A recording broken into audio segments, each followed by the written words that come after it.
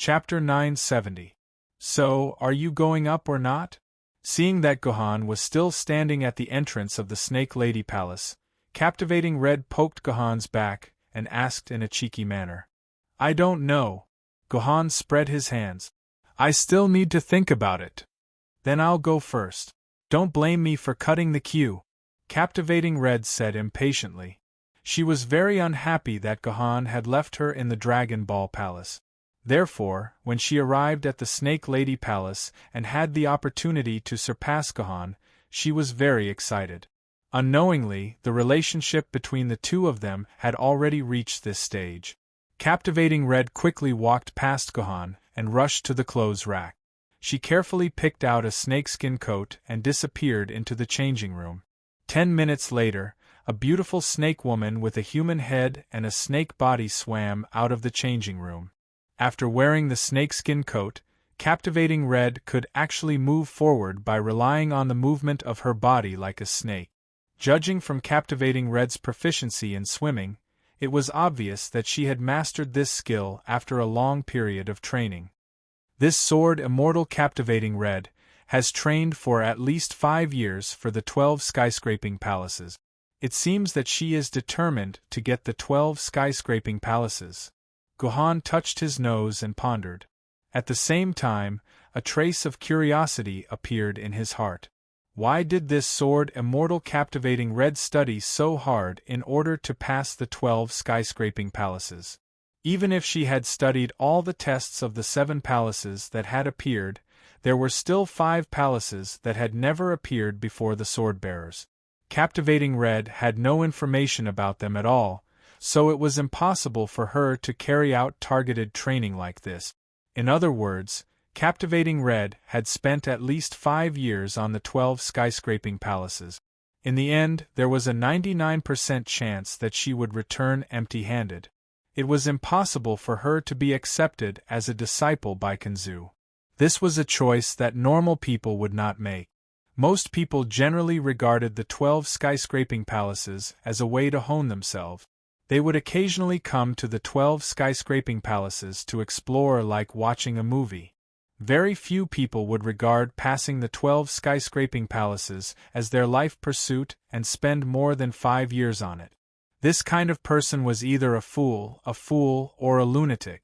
She clearly wasn't a fool, nor was she a fool. She didn't look like a lunatic either.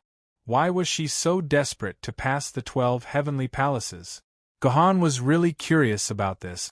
At the last moment before she climbed up the lotus platform, Yenhong stopped and carefully observed the movements of the real female gold silk python on the other lotus platform from a few meters away. She observed for a full 10 minutes until she was sure that she had completely memorized everything about the female gold silk python. She then swam up the lotus platform with the male gold silk python on her own. What happened next shocked Gohan. The moment she stepped onto the lotus platform, the Captivating Red that had been hanging out with Gohan previously had disappeared and was replaced by a real golden silk python. Although she still had the head of a human, be it her movements, demeanor, details, or even the slight sizzling sound, she was a golden silk python through and through. What a golden silk python! Gohan couldn't help but exclaim in admiration. However, the Captivating Red in his eyes was no longer there, only a gentle female golden silk python. This female golden silk python was so flirtatious that she didn't wait for the male golden silk python to entangle her. The color of her body became even redder, constantly emitting rhythmic sizzling sounds.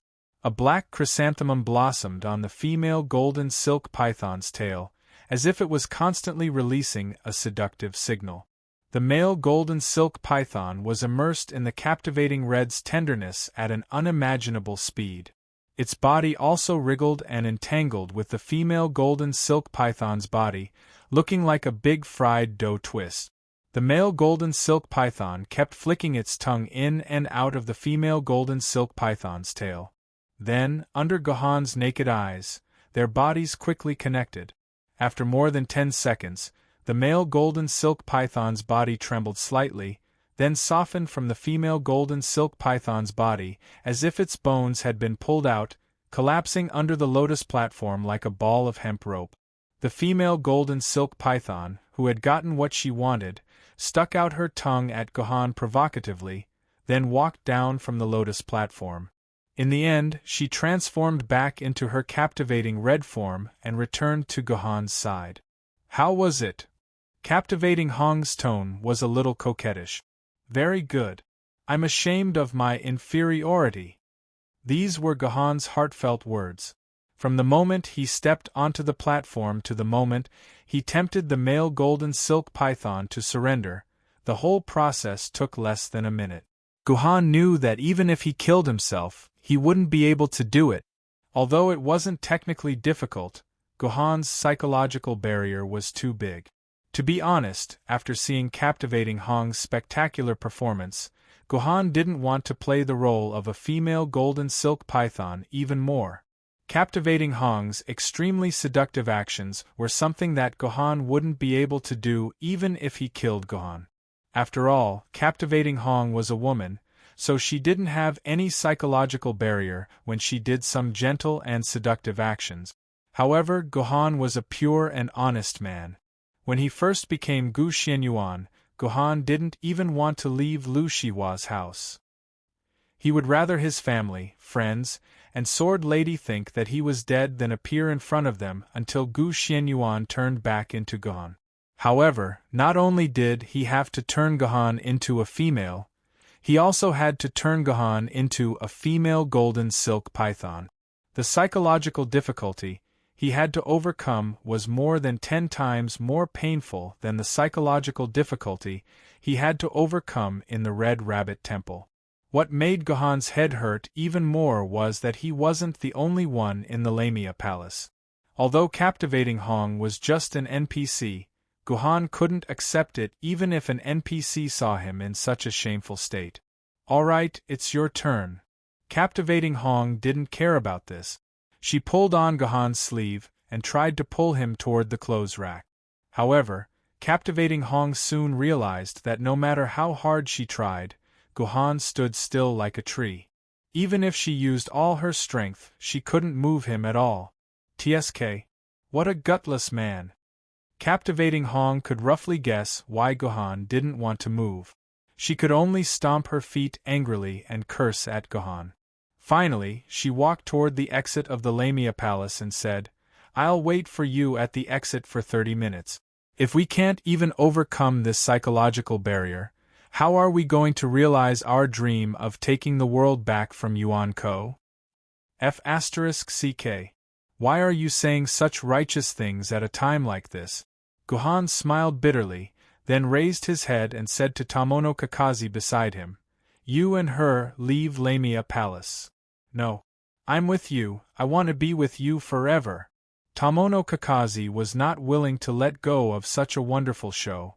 She sat on Gohan's neck and began to act like a spoiled child, trying to stay by Gohan's side and enjoy the show that she might never see again. "If you don't leave, I'll kill myself right now. Then I'll never enter this dungeon again in this life," Gohan threatened without hesitation. Of course, the suicide that Gohan mentioned was not a real suicide, but a suicide in a dungeon. If there was no special dungeon setting, as long as a player died in a dungeon, then according to the game rules, they would be forced to leave the dungeon. This was Gohan's last resort to leave the dungeon. If Gohan really exited the instance dungeon and never entered it again, then Tomono Kakashi would no longer be able to find the source of this dungeon bug, and she could only reformat the dungeon. So, Gohan's threat was stuck on Tomono Kakashi's Achilles heel. Although Gohan had a vague feeling that even if he killed himself, he would not be able to leave this dungeon, Tomono Kakashi did not dare to take this gamble. She could only pull a few strands of Gohan's hair, then followed behind Yen Hong and flew out of Lamia Palace. Now, only Gohan was left in the entire Lamia Palace. Is this guy really that scared? Outside Lamia Palace, Yen Hong had been waiting in boredom for 29 minutes. In another minute, the 30 minutes that Yen Hong and Gohan had agreed on would be up. If it wasn't for the fact that one couldn't turn back and enter a certain palace after leaving it, Yen Hong would definitely sneak back and take a peek at the scene where the cold Guhan had transformed into a soft and charming snake woman. She wanted to see what it looked like. Trash. What a waste of my 30 minutes waiting for him. In the end, the time jumped to exactly 30 minutes, and Guhan still had not left Lamia Palace. Yen Hong's face flashed with a very obvious trace of disappointment. Clearly, this man did not have the courage to break through his gender. She had really misjudged him. Forget it, let's go. Lu Qingmei, you will have to face the next challenge alone. After saying that, Lu Qingmei walked into the palace without looking back. Lu Qingmei was Sword Fairy Yen Hong. This was her real name, a name that was not recorded in the history book. About 5 minutes after Lu Qingmei left, a figure floated out of the Lamia Palace. I say, Guhan, that little girl has been waiting for you here for a full 30 minutes. Why didn't you come out earlier? Lu Qingmei did not know that she was actually not waiting for Guhan alone. There was also a little loli who had been pouting the whole time waiting for Guhan to appear with her. Just a little bit. Guhan's face was as stiff as a stone. It was obvious that what happened in Lamia Palace would never be mentioned in Guhan's life. In fact, when the three Lolas, Tamono Kakazi, Qing Pin, and Doyu gathered together, Tamono Kakazi had leaked some information. After that, Qing Pin and Doyu said that they did not know where Tamono Kakazi had disappeared to for a full 3 months. Chapter 971. The Road Palace, the 7th palace of the 12 skyscraping palaces, had troubled humans for 7 years. No one had been able to pass through the Road Palace until the Cardinal Sword Spirit appeared out of nowhere. The Road Palace was finally broken through. In fact, the Palace of the Roads was probably the simplest of all the previous trials. Every participant that entered the Palace of the Roads would be assigned to a road that was about a kilometer long. The sword-bearer only needed to clear the road, which meant sweeping the road. There was no other trash on the road. There were only withered leaves. This was a real fallen leaf, light as a feather. With a gentle sweep of the broom, it would be swept into the trash bin without any difficulty. There was no time limit to the Malyakong Palace test. As long as you were willing, you could spend a few years to complete the task in the Malyakong Palace. It seemed like the Malyakong Palace test should be very easy to pass. However, up until now, only 3 people, including the Cardinal Sword Spirit, had passed the test. Other than the Cardinal Sword Spirit, the other 2 were good friends of the Cardinal Sword Spirit. Clearly, they found a way to pass through the Maluo Palace after receiving the Cardinal Sword Spirit's hint. In other words, until now, only the Cardinal Sword Spirit had actually found a way to pass through the Maluo Palace. What was so difficult about the Malyakong Palace? It was actually able to block so many outstanding geniuses here, making them unable to advance even an inch, because the fallen leaves here could never be cleaned up. When the participants set foot on their own 1-kilometer road, they would be surprised to find that the whole road was actually not dirty at all. On the contrary, it was very clean and tidy. There was only 1 fallen leaf on the ground on the whole road. Of course, the contestants didn't believe that the road maze test would be as simple as cleaning up a fallen leaf. However, after they carefully searched the road several times, they helplessly discovered that there was only 1 leaf on the entire road. Could the Malyakong Palace be a welfare checkpoint that Master Kanzu gave us to rest? When the participants threw the leaf into the trash bin that the Malyakong Palace had given them, they realized that Kanzu was really a crazy person. Because once the leaf left the road, 2 leaves would immediately float down from the ceiling of the road palace. When the sword bearers threw 2 more leaves into the trash bin, 4 more would fall from the ceiling. At this point, everyone should have understood what Kanzu was trying to do. That's right, once the leaves in the street palace were cleared, there would be twice as many leaves falling from the ceiling. In the beginning, it was still 2 leaves, 4 leaves, 8 leaves, 16 leaves, 32 leaves. In less than 20 leaves, the number of leaves falling from the sky would reach an extremely terrifying number. There was once a very stubborn sword-bearer who thought that Kanzu might be testing the sword-bearer's patience in this stage. That was why he used this seemingly endless amount of fallen leaves to make things difficult for himself. In fact, these fallen leaves would not multiply infinitely. As long as he had perseverance, patience, and perseverance, he would be able to wait until the day when the clouds would disperse and the moon would appear. If this sword-bearer kept on sweeping and sweeping, it was said that he had already swept the leaves 30 times after staying in the Malyakong Palace for half a year. The sword-bearer spent 3 months clearing 1,073,741,824 leaves, when the ceiling collapsed and 2,147,483,648 leaves fell, when the sword-bearer was buried by the leaves and spent a whole day struggling to climb out of the grave made of leaves, when the sword-bearer was completely buried by the leaves, when the sword-bearer was completely buried by the leaves, when the sword-bearer spent a whole day struggling to climb out of the grave made of leaves, when the sword-bearer was completely buried by the leaves, when the sword-bearer spent a whole day struggling to climb out of the grave made of leaves, the most patient sword-bearer in the world finally fell into a state of madness. After wailing at his own road for a whole day, he staggered out of the Malyakong Palace. From then on, the sword-bearer never got within 10 kilometers of skyscraping mountain. However, it was later said that the sword-bearer became abnormally brave and fearless. No matter what the battle was, he would charge into the front lines and make great contributions to humanity. He became one of the heroes that would go down in history. This was something worth celebrating. Later, the other sword-bearers tried many methods, but they could not solve the riddle of the Malyakong Palace. It was not until the Cardinal Sword Spirit appeared that they found a way to pass the Malyakong Palace. However, the Cardinal Sword Spirit did not announce his method. Instead, he hid the answer.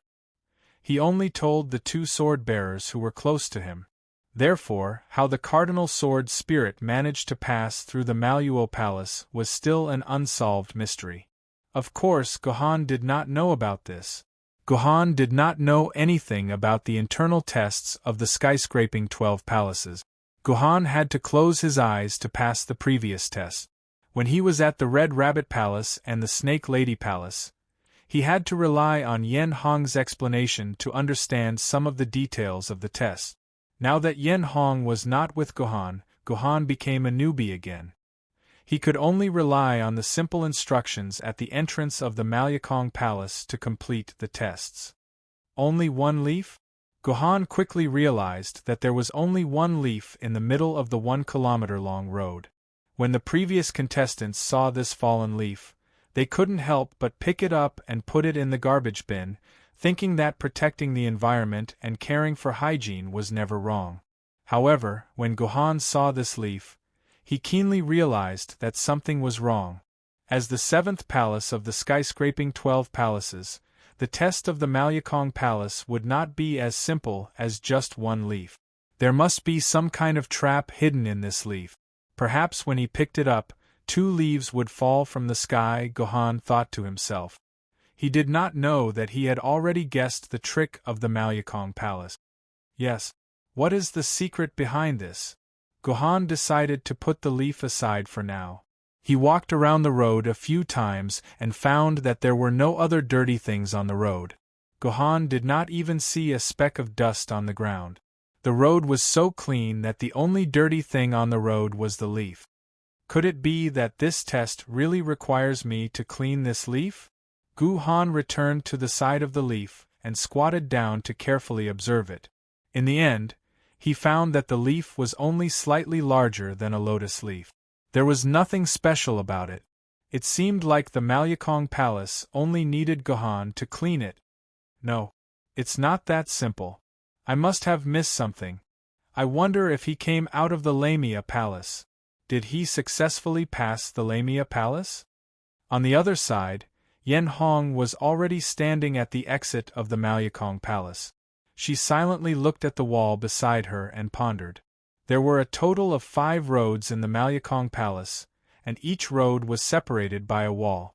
So even though Gohan was on the road beside Yen Hong did not know that Gohan had entered the Malyakong Palace. Fine. I've finally reached the 8th palace. Lu Qingmei, listen carefully. This is your real difficulty.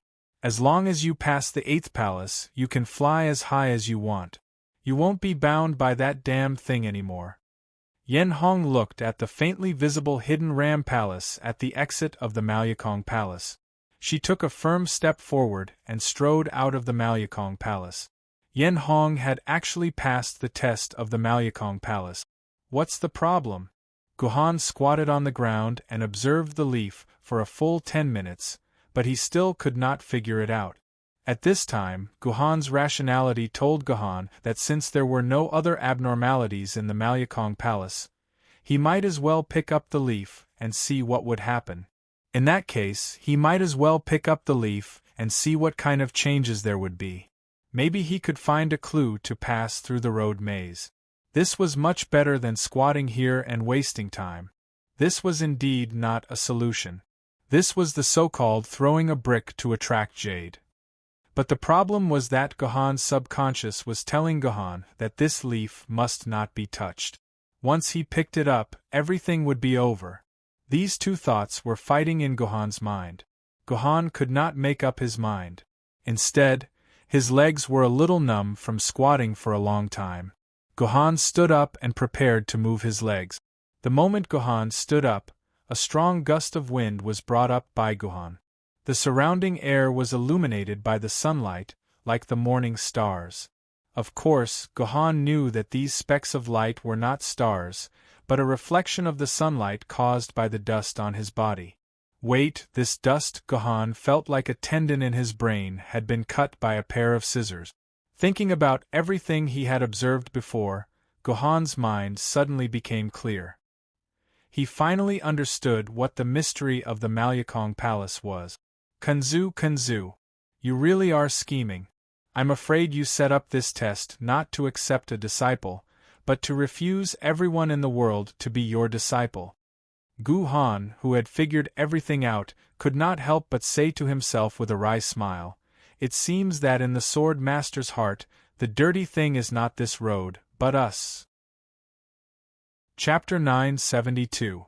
Yes, in Kunzu's eyes, the dirtiest thing wasn't the leaves in the middle of the road, but the people walking on the road.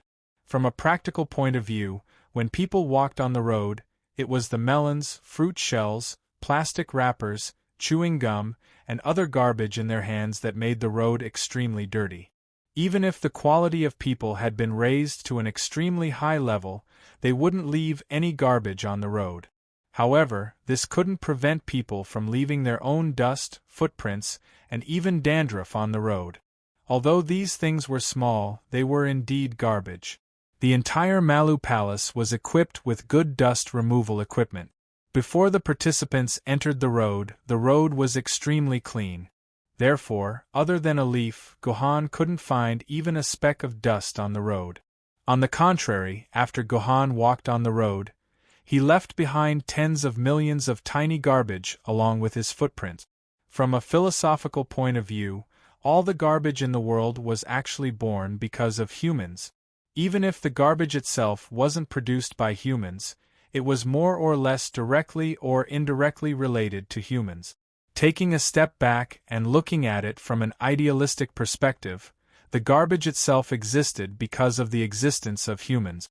If humans didn't exist in this world, then naturally, garbage wouldn't exist either. Think about it, if humans didn't exist in this world, then why would humans care about garbage? Not only did it apply to garbage, but it also applied to everything in the world. Whether it was garbage, objects, or worries, all things and emotions were because of the existence of humans. Without humans, these things would have no meaning to humans.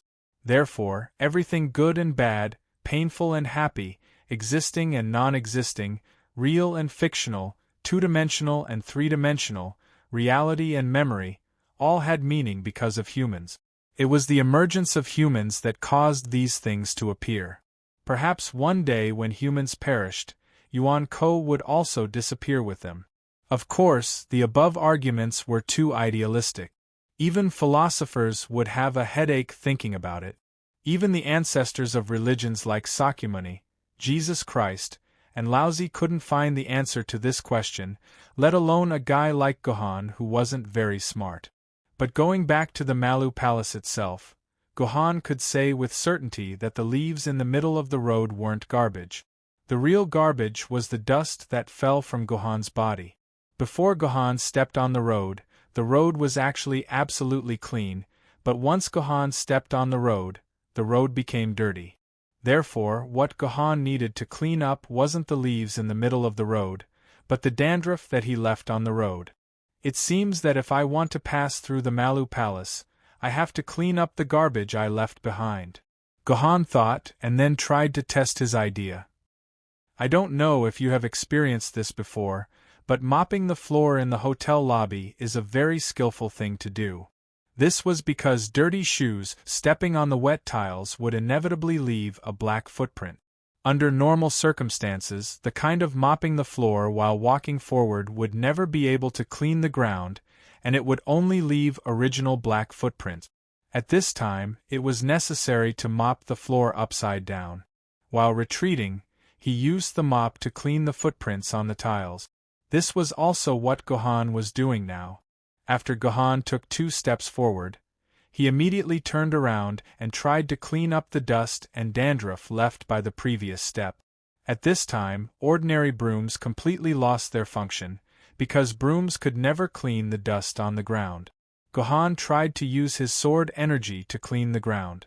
The sword energy rolled up the dust he had left on the road before, and then condensed the dust into a small ball, which Gohan threw directly into the garbage basket.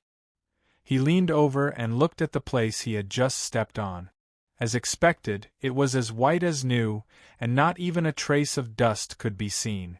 Gohan's toes touched the ground, and his whole body flew into the air, and then appeared at the other end of the road at a lightning speed. At the same time that Gohan successfully flew up, hundreds of sword energies shot out of Gohan's body and gathered into the shape of a chrysanthemum in the air. Sword Lin Yuan. A Lin Yuan Cyclone. Lin Yuan Cyclone was not a new skill developed by Gohan, but a variant of Lin Yuan Golden Chrysanthemum. In essence, it was a variant of the Sword in the Abyss, which was a flexible use of sword energy. The super-large cyclone formed by Lin Yuan Cyclone covered the entire road. The dust and all kinds of stolen goods left behind by Gohan's flight did not fall to the ground, and were rolled up by Lin Yuan Cyclone. Finally, the Lin Yuan Cyclone swept across the ground like a sieve, rolling up all the dust left on the ground. Just like before, the dust was condensed into a small ball and thrown into the garbage basket. It was worth mentioning that throughout the process, Lin Yuan Cyclone did not touch the leaf at all. Obviously, Gohan's control of sword energy had reached a superb level. This was something that Gohan could not do before the special training. This meant that the creation of the Chaos Sword technique not only improved the Chaos Sword technique, but it also improved the 9 Swords of Mysterious Heaven, a sword technique that was trained to the extreme. The truth was just as Gohan had guessed. When Gohan finished all this, the exit door of the Road Palace, which was originally closed, suddenly opened. The road to the 8th palace, Yangguang Palace, was finally open, and Gohan became the 5th sword-bearer to pass through Yangguang Palace. So tired. Although the exit door had opened, Gohan did not immediately go to the exit. Instead, he stood in place and did not move. Suddenly, Gohan's body trembled violently as if he had been electrocuted, and his whole body collapsed to the ground. So tired. This was the second time Gohan had said the word tired. Gohan was a person who rarely said that he was tired, but when he repeated the word twice, it meant that Gohan was really very tired. The reason why Gohan was tired was very simple. He had used up at least 90% of his strength. Although Gohan's movements were smooth and extraordinary, it looked as if he was eating or drinking. But in reality, apart from using the green lotus white root body, Gohan had used all his strength and skills in it. At the same time, he maintained a state of high concentration and exhaustion. Guhan controlled over 100 strands of sword chi at the same time, and each strand of sword chi had over 100 different variations. Between the two, there were over 10,000 details that Guhan had to control. Only in this way could the cyclone formed by the sword chi sweep up every single speck of dust on the ground and fuse it into a small dust ball. The difficulty of this could be imagined, and the amount of stamina, spirit, swordsmanship, techniques, and so on could be imagined. It could be said that right now Guhan's body had been emptied. Even if he drank thousands of bottles of Huiran kidney treasure, it would not be able to make up for what Guhan had used. All in all, the Sword of the Abyss Cyclone had used more than 90% of Guhan's strength, but at the same time, it had used up more than 90% of Guhan's strength. Now, if he wanted to make Guhan attack again, it would be impossible without resting for 10 to 20 minutes. Before, I thought that the sword-bearers of this era were nothing great. The Cardinal Sword Spirit was stuck in the 8th Palace, and could not advance at all. Now it seems that I, Guhan, was very wrong. Since this Cardinal Sword Spirit could pass the test of the Maluo Palace, then it has at least 90% of my strength. Maybe its strength is even higher than mine. As expected, none of the sword-bearers who can become emperors in the future can be underestimated. Guhan, who was sitting on the ground and panting heavily, thought to himself in shame. During this period of time, following the rapid improvement of his Chaos Sword technique, Guhan felt a little smug. He did not even take the Cardinal Sword Emperor, who was an Emperor Sword level sword wielder in history, seriously. He was really too arrogant. On the one hand, he felt guilty about the Cardinal Sword Spirit. On the other hand, for the first time, Guhan was worried about the road ahead. Although the previous tests were very difficult, in reality, Guhan did not even use a quarter of his strength. In other words, he had completely exploded his willpower at the Red Rabbit Palace. He still hid a lot of his true strength. So, although there were still 6 palaces that he had not passed, Guhan was still very confident. He felt that he could easily pass the later levels, so he did not care about the later palaces. But after using all of his strength to pass the Road Palace, Guhan realized that he was wrong. As the 7th palace, the Road Palace's difficulty had suddenly increased to such a level. If the 8th palace's test increased by an insane amount, then Guhan felt that he could happily type GG and see if committing suicide could force him out of the instance dungeon. Sword Fairy Scarlet should have failed and turned back, Guhan thought to himself. With the difficulty of the Road Palace, Sword Fairy Scarlet definitely could not pass it. After sitting on the ground and resting for about 10 minutes, when he felt that his strength had recovered by half, Guhan slowly stood up and walked firmly and heavily towards the 8th palace, Yangguang Palace. Looking at the pair of goat horns on top of the Yangguang Palace from afar, Guhan felt a faint trace of fear, but at the same time, Guhan's body and emotions started to become excited. This was the excitement of an unknown challenge. At the same time, it was the excitement of being afraid. Fear and difficulty not only meant failure, it also meant that Guhan could find a way to improve and train himself. Truly powerful men were like this. When faced with a challenge, they would feel afraid. When they were afraid, they would become even more excited. Chapter 973. You're here. When Guhan saw the Scarlet Sword Immortal appear before him, he was stunned. Even a dabbler like Sword Immortal Scarlet had been able to pass the trial of the Heavenly Road Palace and arrive at the entrance of the Yangguang Palace. Just how had she passed the trial? Could it be that Guhan was blind? Did I see wrong? Was Sword Immortal Scarlet Sword Immortal a swordsman like him? Why can't I be here? If even you can pass the test, why can't I? Yanhong angrily glared at Guhan, seemingly angry that Guhan was looking down on her. However, amidst the anger, there was a hint of joy. This was the joy of being able to see the frigid cold again. My apologies, I didn't expect you to be able to control sword chi to such an extent, Gohan said sincerely. He could not believe his own eyes. He had actually misjudged an expert like Captivating Red. Sword chi? Why are you controlling the sword energy? Captivating Red's eyes widened in confusion. Don't tell me you don't have sword chi to clean up the rubbish you left on the road? Gohan could tell from Captivating Red's expression that she was not faking it. Could it be that Captivating Red really had not used her sword chi? Did she have some other way to clear away the dust and trash? Why did you use sword chi? How could he use sword chi to clean up thousands of dust particles? That was simply impossible, all right? Not even fleeting Jiandi could do that. Yen Hong waved her hand. She did not think too much about what Gohan had said. She subconsciously ruled out the possibility of using her sword chi to clean up all the dust. Because according to Captivating Red's knowledge, if one could use sword chi to clean up tens of millions of tiny specks of dust, leaving not a single speck behind, Captivating Red would rather believe that cows could fly in the sky than believe this. Oh! Gohan didn't say anything more about the sword chi. Yen Hong, who was beside him, couldn't believe that this guy had used sword chi to clear away all the dust she had left behind. Then how did you pass through the Maluo Palace? Gohan asked curiously. From Yen Hong's reaction, it was clear that she hadn't used the same method to get to Yangguang Palace. In that case, it was obvious that there was a way to pass through the road maze that he had never thought of. Of course he was carried here by my Pao Ding. Yen Hong looked at Gohan in confusion. You just have to sit in the trash can and let your sword lady carry the trash can across the road.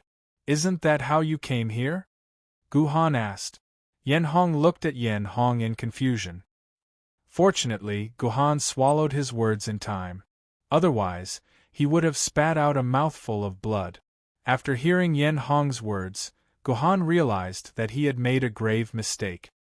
He had used the stupidest method in the world to pass the Maluo Palace.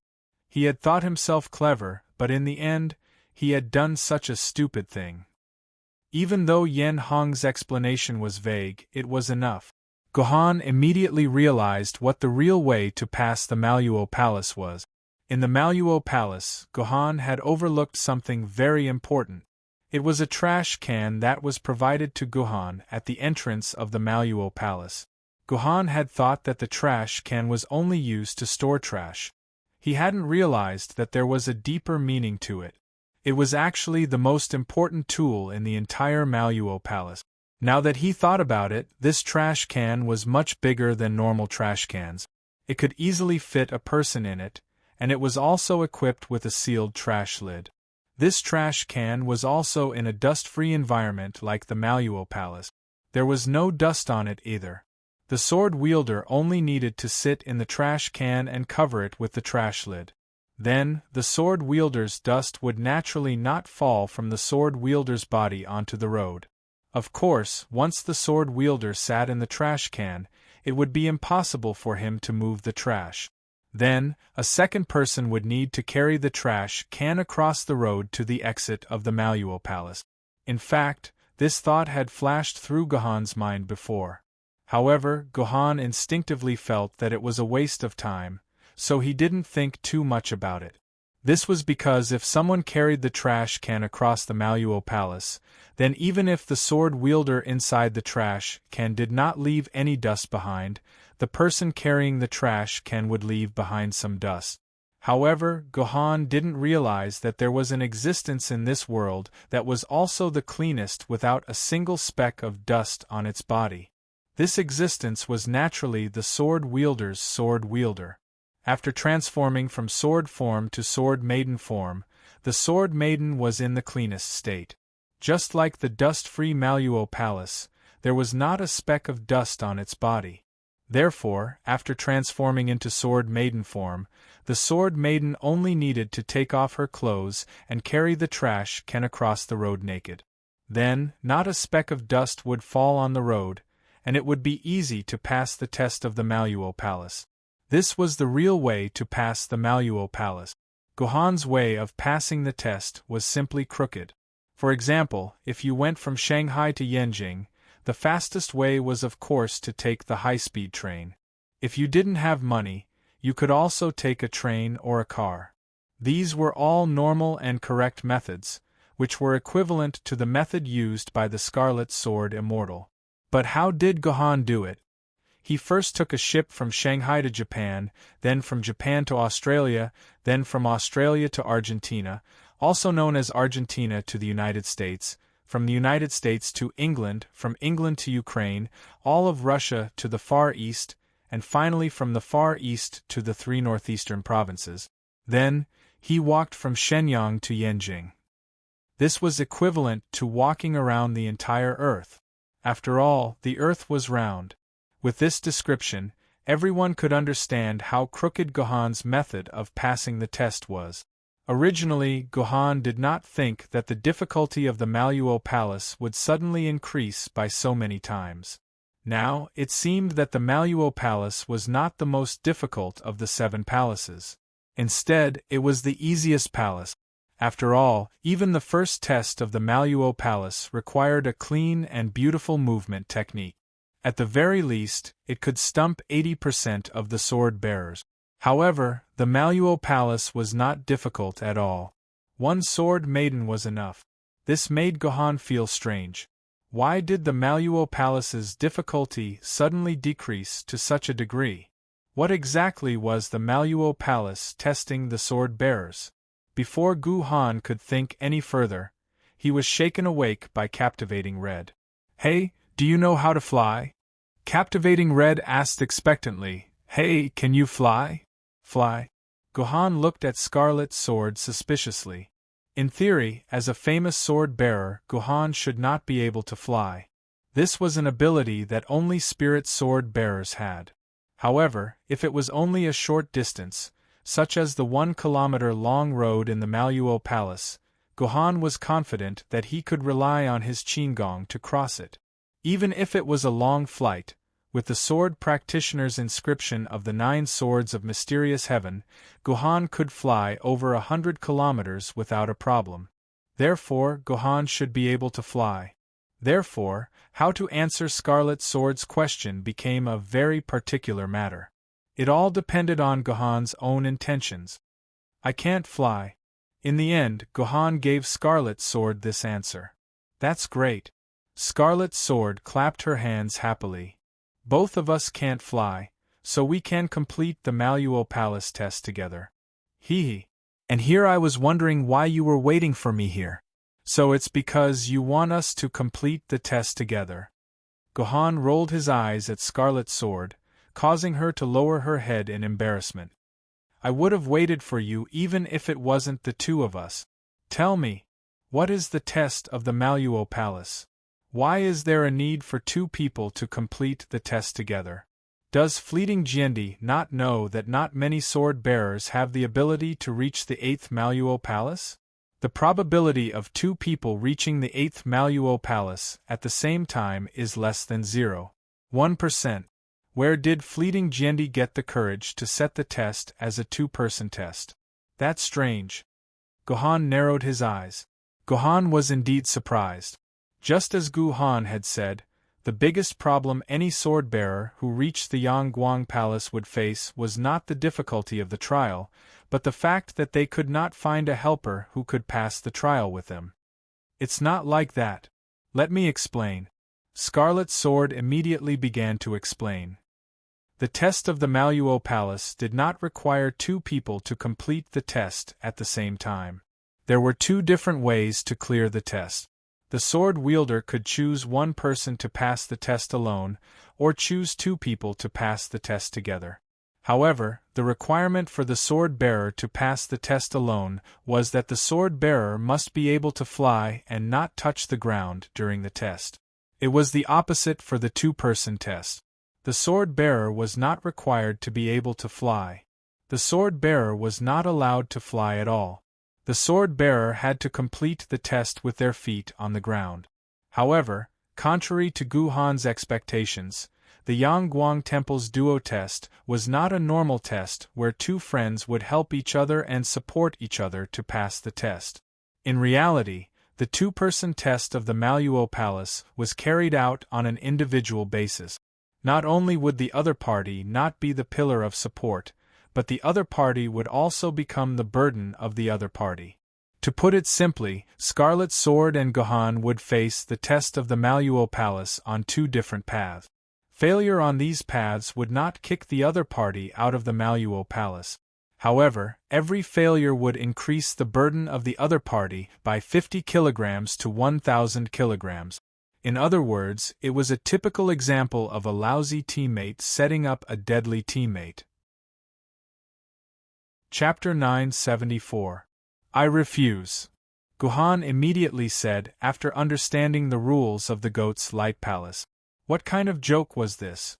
Gohan could already imagine the weight on him being dragged down by the Scarlet Sword Immortal. If that was the case, how was he supposed to play? Moreover, even if he didn't consider the problem of strength, Gohan's way of solving problems was to solve them by himself. He would never involve a second person. This wasn't because Gohan was kind-hearted and didn't want to cause trouble for others. It was because once someone else joined in, there would be a lot of variables and things would often get out of Gohan's control. In real life, everyone must have encountered this kind of situation many times. There were some things that could have been solved by one person, but someone else just had to interfere. And the person who interfered would often make simple things complicated, and in the end, everything would be messed up. Why? Scarlet Sword was a little anxious. It's clearly easier to take the two-person route. The one-person route is more than 5 or 6 times more difficult than the two-person route. Most importantly, didn't you say you can't fly? I lied to you, I can actually fly. Gohan waved his hand, and the Chi sword appeared in Gohan's hand. He then pulled Gohan into the air. Scarlet Sword's face instantly turned pale. If he insisted on taking the one-person route, then she could only stay at the entrance of the Goat's Light Palace and wait for the next sword wielder to appear. Only the heavens knew how long that would take. Perhaps she would have to wait for a month, or even wait until the 12 skyscraping palaces completely disappeared before a second sword wielder would appear. Scarlet Sword really wanted to ask Gohan to stay, but she remembered that she didn't wait for Gohan at the entrance of the Lamia Palace, and instead directly entered the Miluo Palace. More importantly, she clearly knew the correct way to clear Ma Lugong, but she did not tell Gohan about it. Now that Yen Hong was asking Gohan to stay and help her, Yen Hong felt her face burning. She was so embarrassed that her face was burning. Gohan did not care about what Captivating Red was thinking. He headed straight for the single-person passage.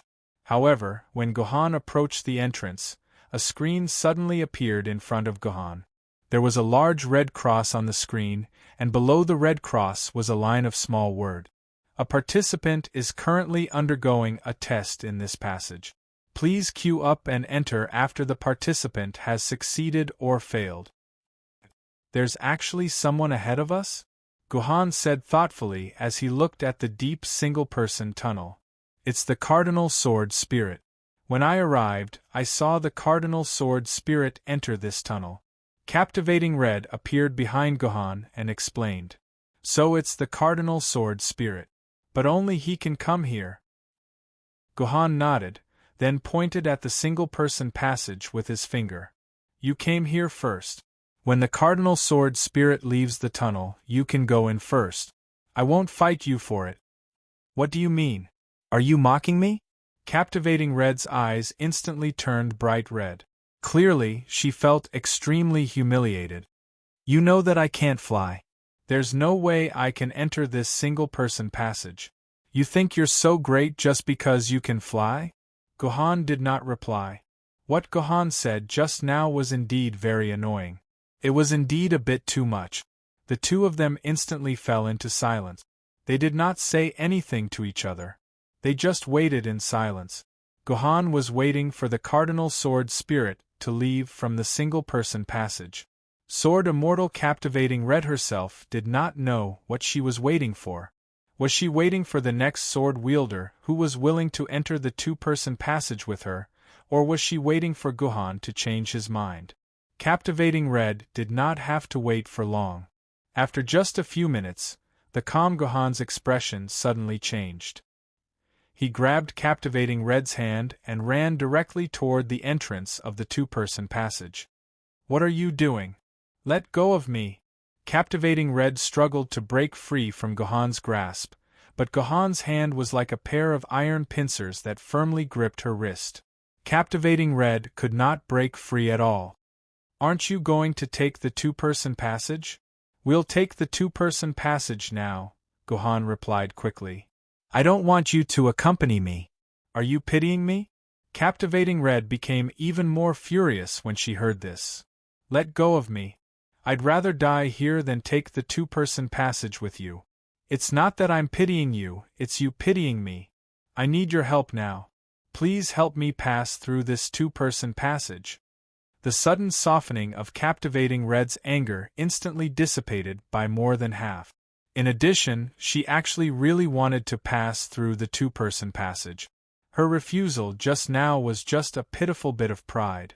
When Gohan took the initiative to soften his words, this bit of pride was pushed aside by Captivating Red's rationality.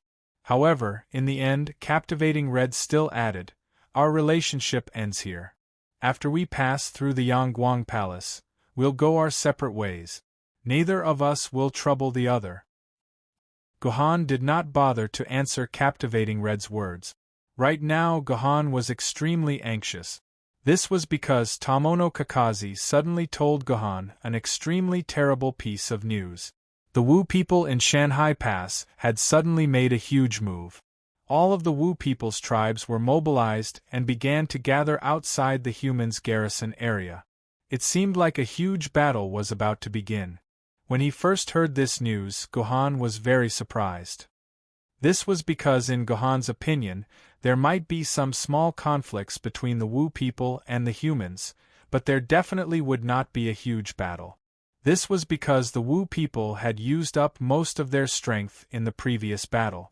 It was impossible for them to have a large-scale battle with the humans again. By now, it had been almost 3 months since Gohan arrived in Shanghai Pass. All the additional Guardians had returned, and the Zhou Tian Star Battle Formation had actually recovered to its strongest state. However, in comparison, the Wu people had lost more than 70% of their population in the battle. Although this 70% of their population would slowly be revived through Zhu Wu's blood essence, it would take time. According to previous estimates, this would take at least a year. In 3 months, the Wu people would at most recover about 20% of their population. With only half of their population in their peak state, where did the Wu people get the courage to fight against the Zhou Tian Star Battle Formation? Not only did the Wu people lose only half of their population, but the most important thing was the top combat power of the Wu people. 4 senior magi had died in the hands of Liuyan Ling. In addition to the 3 senior magi who had died in the hands of the human sword-bearers in the previous battle, there were only 5 senior magi left in the Wu people at this time. After the death of a Grand Wizard of the Sorcerer Tribe, unlike ordinary Sorcerer Tribe members, who could fully recover within a year, these Grand Wizards needed a full 3 years to be resurrected from the blood essence of the Grand Wizard. In Gohan's opinion, at this time, what the Wu people should do was to huddle together, build high walls, fight less, and try their best to recover their vitality. They should be thankful that the humans did not attack them.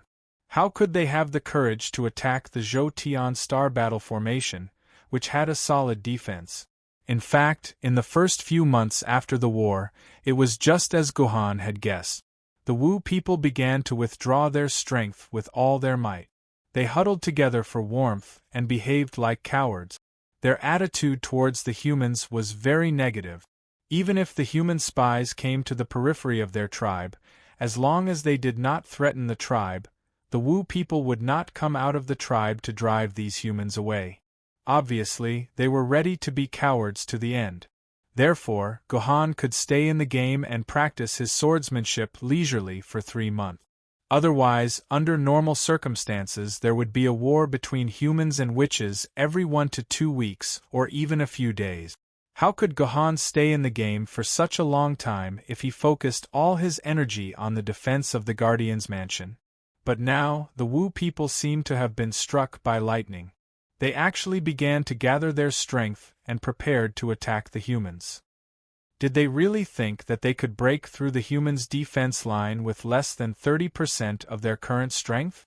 Analyzing the situation logically, Gohan should be happy about this news.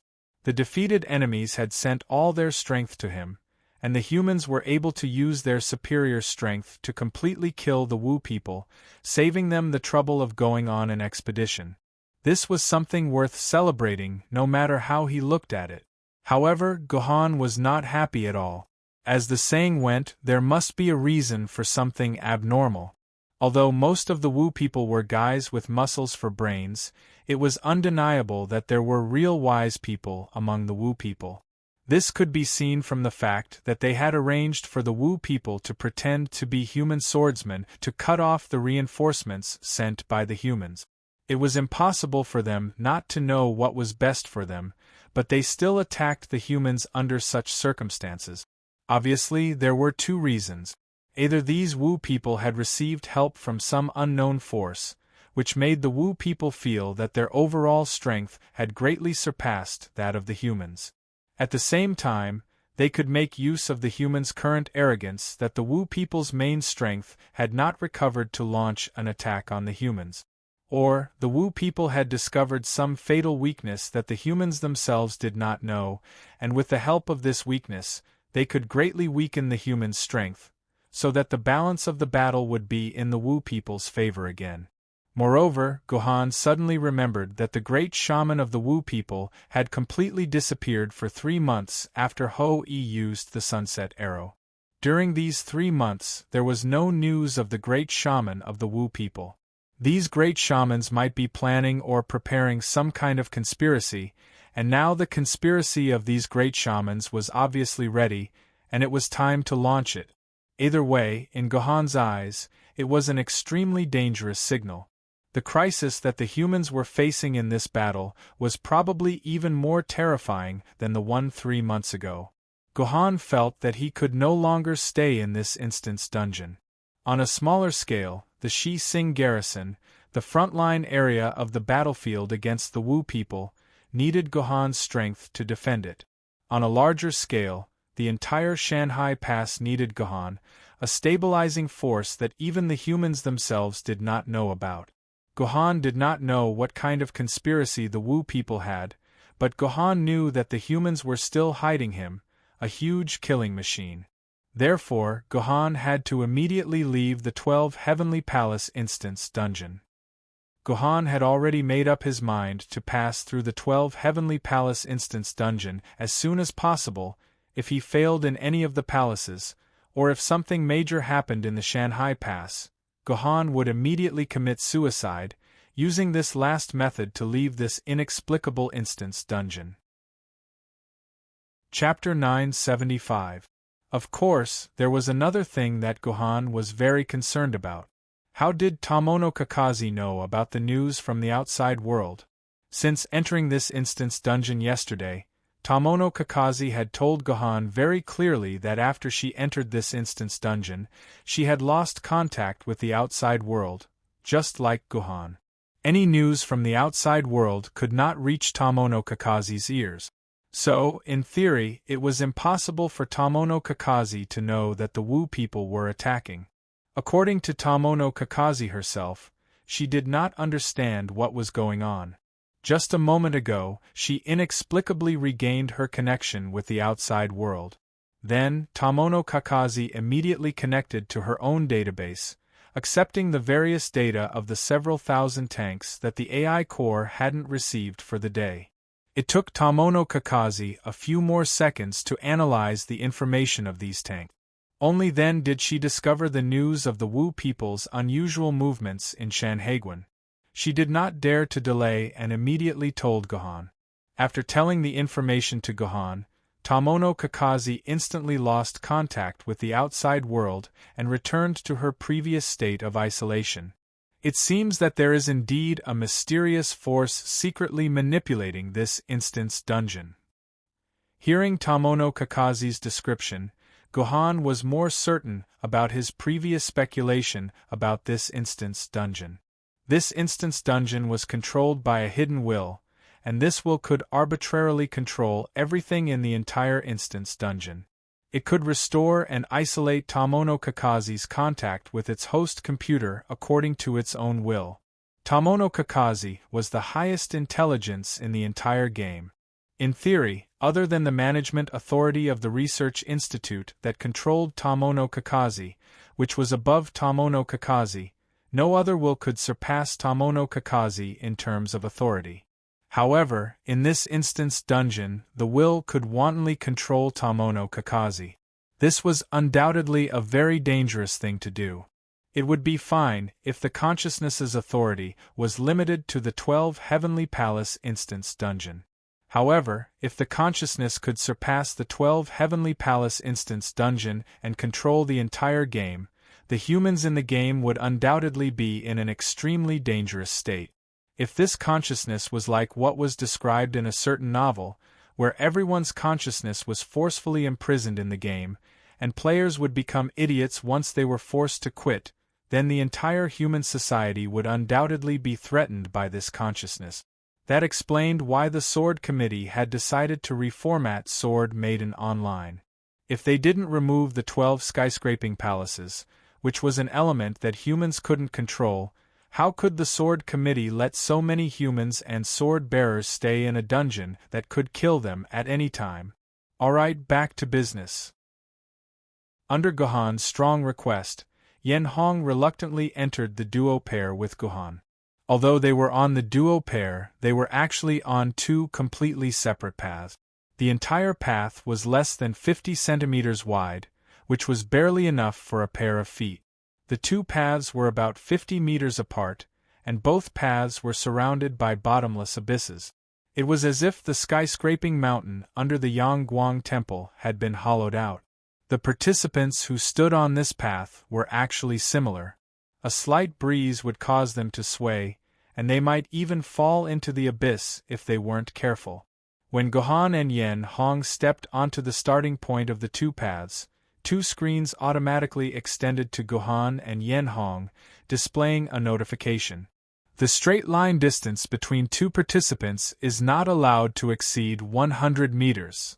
If one of the participants gives up, both of them will fail at the same time.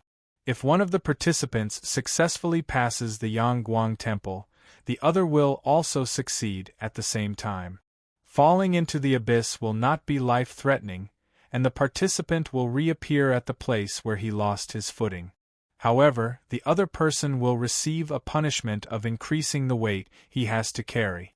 The first time you lose your footing, the weight you have to carry will be increased by 50 kilograms. The second time you lose your footing, the weight you have to carry will be increased by 100 kilograms. The punishment will continue until you fall 20 times, and each additional weight will be increased by 1,000 kilograms. Are you ready? Gohan glanced at Yen Hong, who was 50 meters away, and asked. Ready. Yen Hong nodded, and the two of them took their first step at the same time. When they took their first step, countless laser guns extended from both sides of the Yangguang Temple, and without any explanation, they began to shoot golden laser guns at Gohan and Yen Hong. Although these laser guns were aimed at Gohan and Yen Hong, their speed had clearly been deliberately adjusted. They did not have the terrifying speed of light, and their shooting speed was about 1,000 kilometers per hour, the same as the flying speed of the Dragon Balls in the Dragon Ball Palace. These laser guns shot at Gohan at a speed of about 5 per second. What he needed to do was to move forward while dodging these laser guns.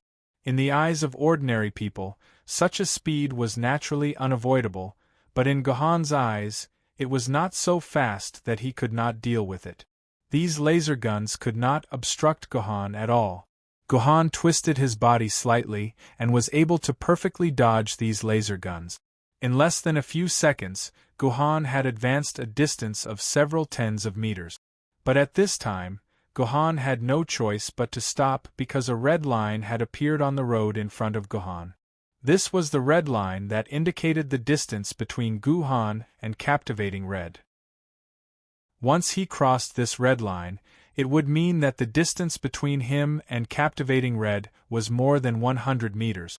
Therefore, Guhan could not cross this red line. He could only stand in place and make all sorts of strange movements to evade the laser attacks while waiting for Captivating Red's footstep. If Guhan's pace was like a rabbit's, then although Yen Hong's pace was not as fast as a tortoise's, she was only a little faster than a tortoise. Dodging these laser guns was obviously a huge burden on Yen Hong. She had to maintain a high level of concentration to barely dodge these laser attacks. So when Yen Hong arrived at the place where Guhan was, she had already spent a few minutes. In just these few minutes, Yen Hong's face was flushed and her forehead was covered with cold sweat. At this time, Yen Hong's physical strength was almost exhausted. "You can do it!" Guhan looked at the road in front of him, but he could not see the exit. He estimated that this two-person passage was at least 5 kilometers away, and they had only advanced 50 meters. That was less than 1% of the total distance. However, Guhan knew that in this situation, he could not give Yen Hong any pressure.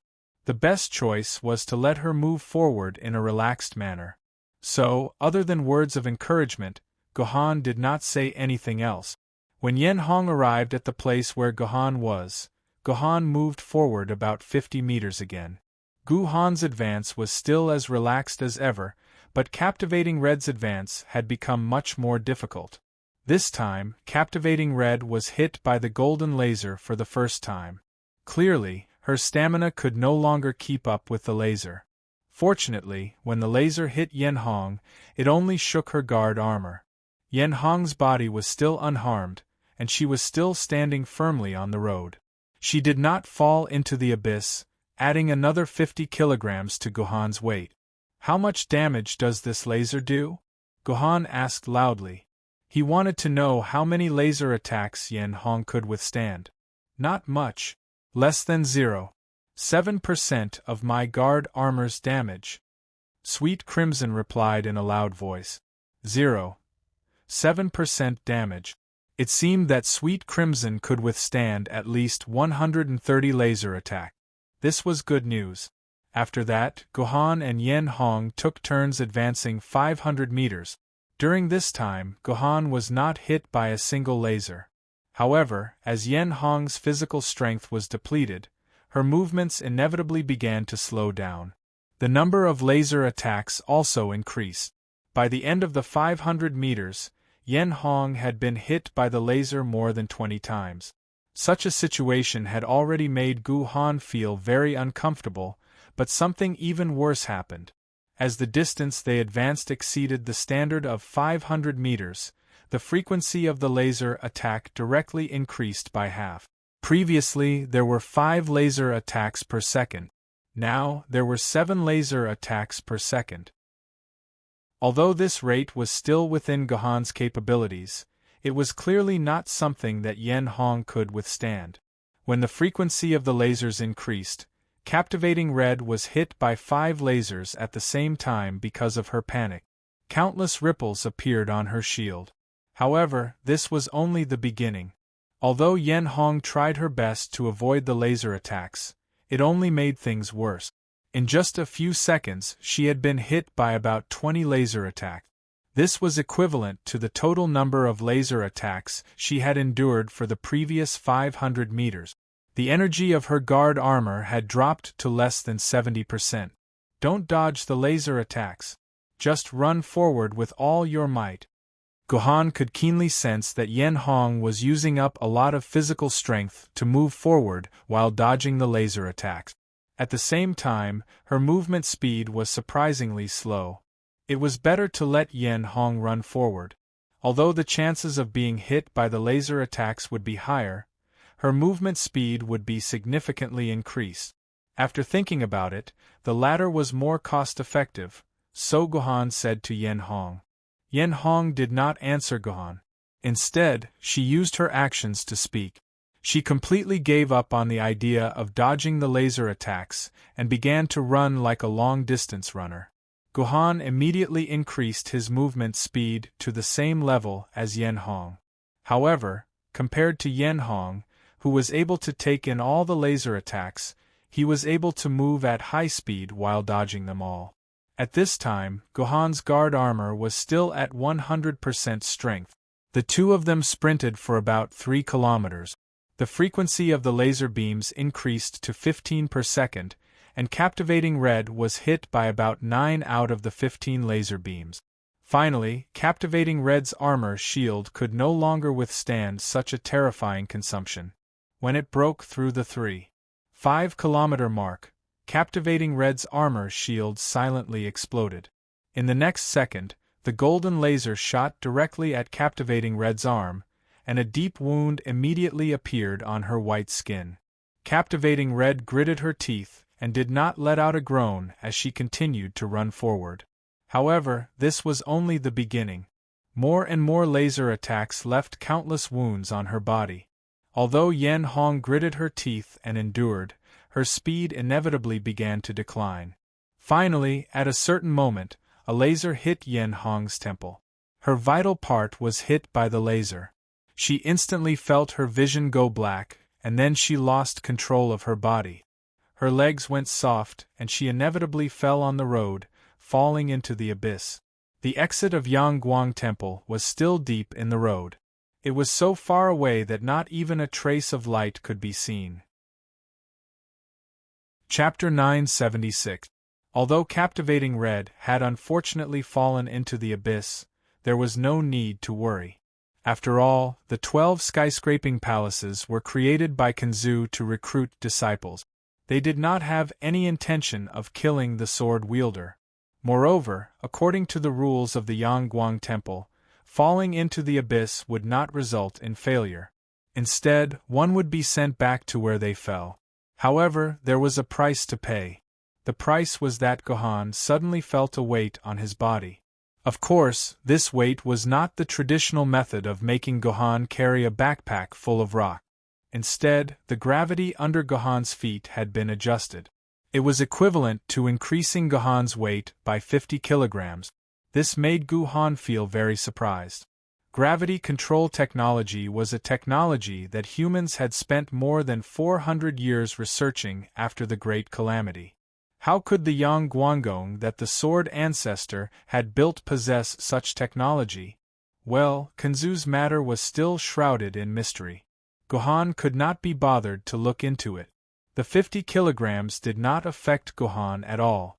Guhan could still easily dodge the laser beams that were shooting at him. In comparison, Guhan was more worried about Captivating Red. Once Captivating Red fell into the abyss once, it would not be long before she fell into the abyss again. Damn it! Captivating Red felt guilty as she returned to the path. She knew that her failure had increased Guhan's weight by 50 kilograms. Captivating Red did not dare imagine what it would be like if she was the one carrying the 50 kilograms. However, what surprised Captivating Red was that after she reappeared on the road, although the wounds on her body were still there, her stamina seemed to have recovered a little. At the very least, she was a little stronger than when she fell into the abyss. It seemed that falling into the abyss was not a bad thing. At the very least, it allowed the person who fell to recover some stamina and HP. Damn it! What kind of damned thoughts were I having? Compared to the stamina I recovered, Guhan must have lost even more stamina. Captivating Red spat at herself in disdain. I have to run. Yen Hong clearly knew what she had to do at this time, so she ignored her bleeding wounds and her dizzy temples and continued to run forward quickly. However, just like what Guhan thought, even though Captivating Red tried her best to endure the pain caused by the lasers and ran as fast as possible, it still couldn't prevent her from falling into the abyss for the second time. This time, a laser beam hit Captivating Red's ankle. The intense pain caused her to lose control of her body and fall into the abyss for the second time. On the other hand, Guhan had to carry another 100 kilograms of weight. Although this 100 kilograms was not a significant burden to Guhan, it still slowed down Guhan's dodging speed. The two of them moved forward for another 3 kilometers. During these 3 kilometers, Captivating Red had fallen into the abyss 5 times, while Gohan's weight had increased by 150 kilograms, 200 kilograms, 250 kilograms, and finally 750 kilograms. This was equivalent to the weight of 10 Gohans. Ugh, Gohan. I'm sorry. After returning to her path for the 5th time, Captivating Red could not help but cry. She was not crying because of the pain on her body, but because of her own uselessness. Because of her uselessness, she had already increased Gohan's weight by 750 kilograms. However, Gohan did not increase her weight at all after running for 6 kilometers, and she could still run in the most relaxed state. This made Captivating Red instinctively feel that she was a useless burden, that she was dragging Gohan down. She could not blame Gohan for not wanting to move forward with her, because she and Gohan were not on the same level. She was really too useless. Thinking of this, Captivating Red could not help but cry. On the other side, Gohan naturally heard Captivating Red's crying. He knew very well why Captivating Red was crying. For Gohan, carrying 750 kilograms of weight was already a burden that could not be ignored. Gohan's dodging speed was at least a third slower than before. However, Gohan could still barely dodge the increasing number of laser beams. Why are you crying? If you really don't want to increase my burden, then don't give yourself any time to cry. Run forward as fast as you can. This is the greatest repayment you can give me. Gohan's voice sounded like thunder in Captivating Red's ears. What else could Captivating Red say? She could not say anything, and could only run forward with all her might. However, the further she went, the more difficult and painful it became for Captivating Red. After breaking through the 6-kilometer mark, the number of laser beams around her increased to 18 per second. For every second that Captivating Red ran, she would be hit by at least 5 laser beams. It could be said that at this time, Captivating Red's body did not have many intact patches of skin left. There were at least 150 wounds on her body, and many of the wounds even overlapped with each other. Every time a wound that had already split open was hit by a laser beam again, the intense pain almost exploded Captivating Red's brain. At the same time, a large amount of blood flowed out of Captivating Red's wounds, soaking her entire body. At this time, from Gohan's position, Captivating Red could no longer be seen as an Asian. She looked like a completely new race, a red. This was because Captivating Red's entire body was a blood-red color, which was a perfect match for Captivating Red's name. Chirp! Another laser beam hit Captivating Red's temple, and she fell into the abyss with a thud. Although Captivating Red returned to the road very quickly, this time she did not get up and set off again. Instead, she directly fainted on the track like a dead person. Ding! The laser beams that filled the sky suddenly disappeared, and the entire challenge seemed to have paused at this moment. Instead, a voice appeared in Gohan's ear. The voice said, "One of the participants has fainted, and his life is in extreme danger. The challenge is temporarily paused. For safety reasons, you can choose to give up the challenge and return to the starting position of Yang Guang Gong. Your teammate will receive proper treatment and will not be in any life-threatening danger. You can also choose to wait for your teammate to wake up and continue the challenge. Please note that once you choose to continue the challenge, your teammate's life will not be within the scope of Yang Guang Gong's protection. Your life and death will be your responsibility. At the same time, the pause period is only 1 minute. After 1 minute, the laser beams will start shooting again, even if your teammate is still in a defenseless and unconscious state. Lastly, this pause is the last and only pause. If your teammate wakes up and falls unconscious again, Yang Guang Gong will not pause the protection measures. Please consider carefully for the sake of your teammate's life. Thank you for your cooperation. If you continue the challenge, there is a 99% chance that your teammate will die. If she dies, the Yang Guang Gong will not take any responsibility, because you were the one who decided to continue. This undoubtedly pushed Gohan to the edge of a difficult choice. To be honest, this was not a difficult choice for Gohan. If this was in the real world, Gohan might be very hesitant. However, this was a dungeon. Even if Yen Hong died, it was just a string of data. Gohan did not care about it at all. It was just like how Gohan did not hesitate to kill Kenzu and steal his King of Yu's Gojian sword. That was why Gohan decided to continue.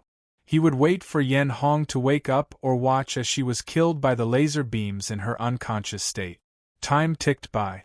The 1-minute pause period was about to end. Yen Hong was still unconscious.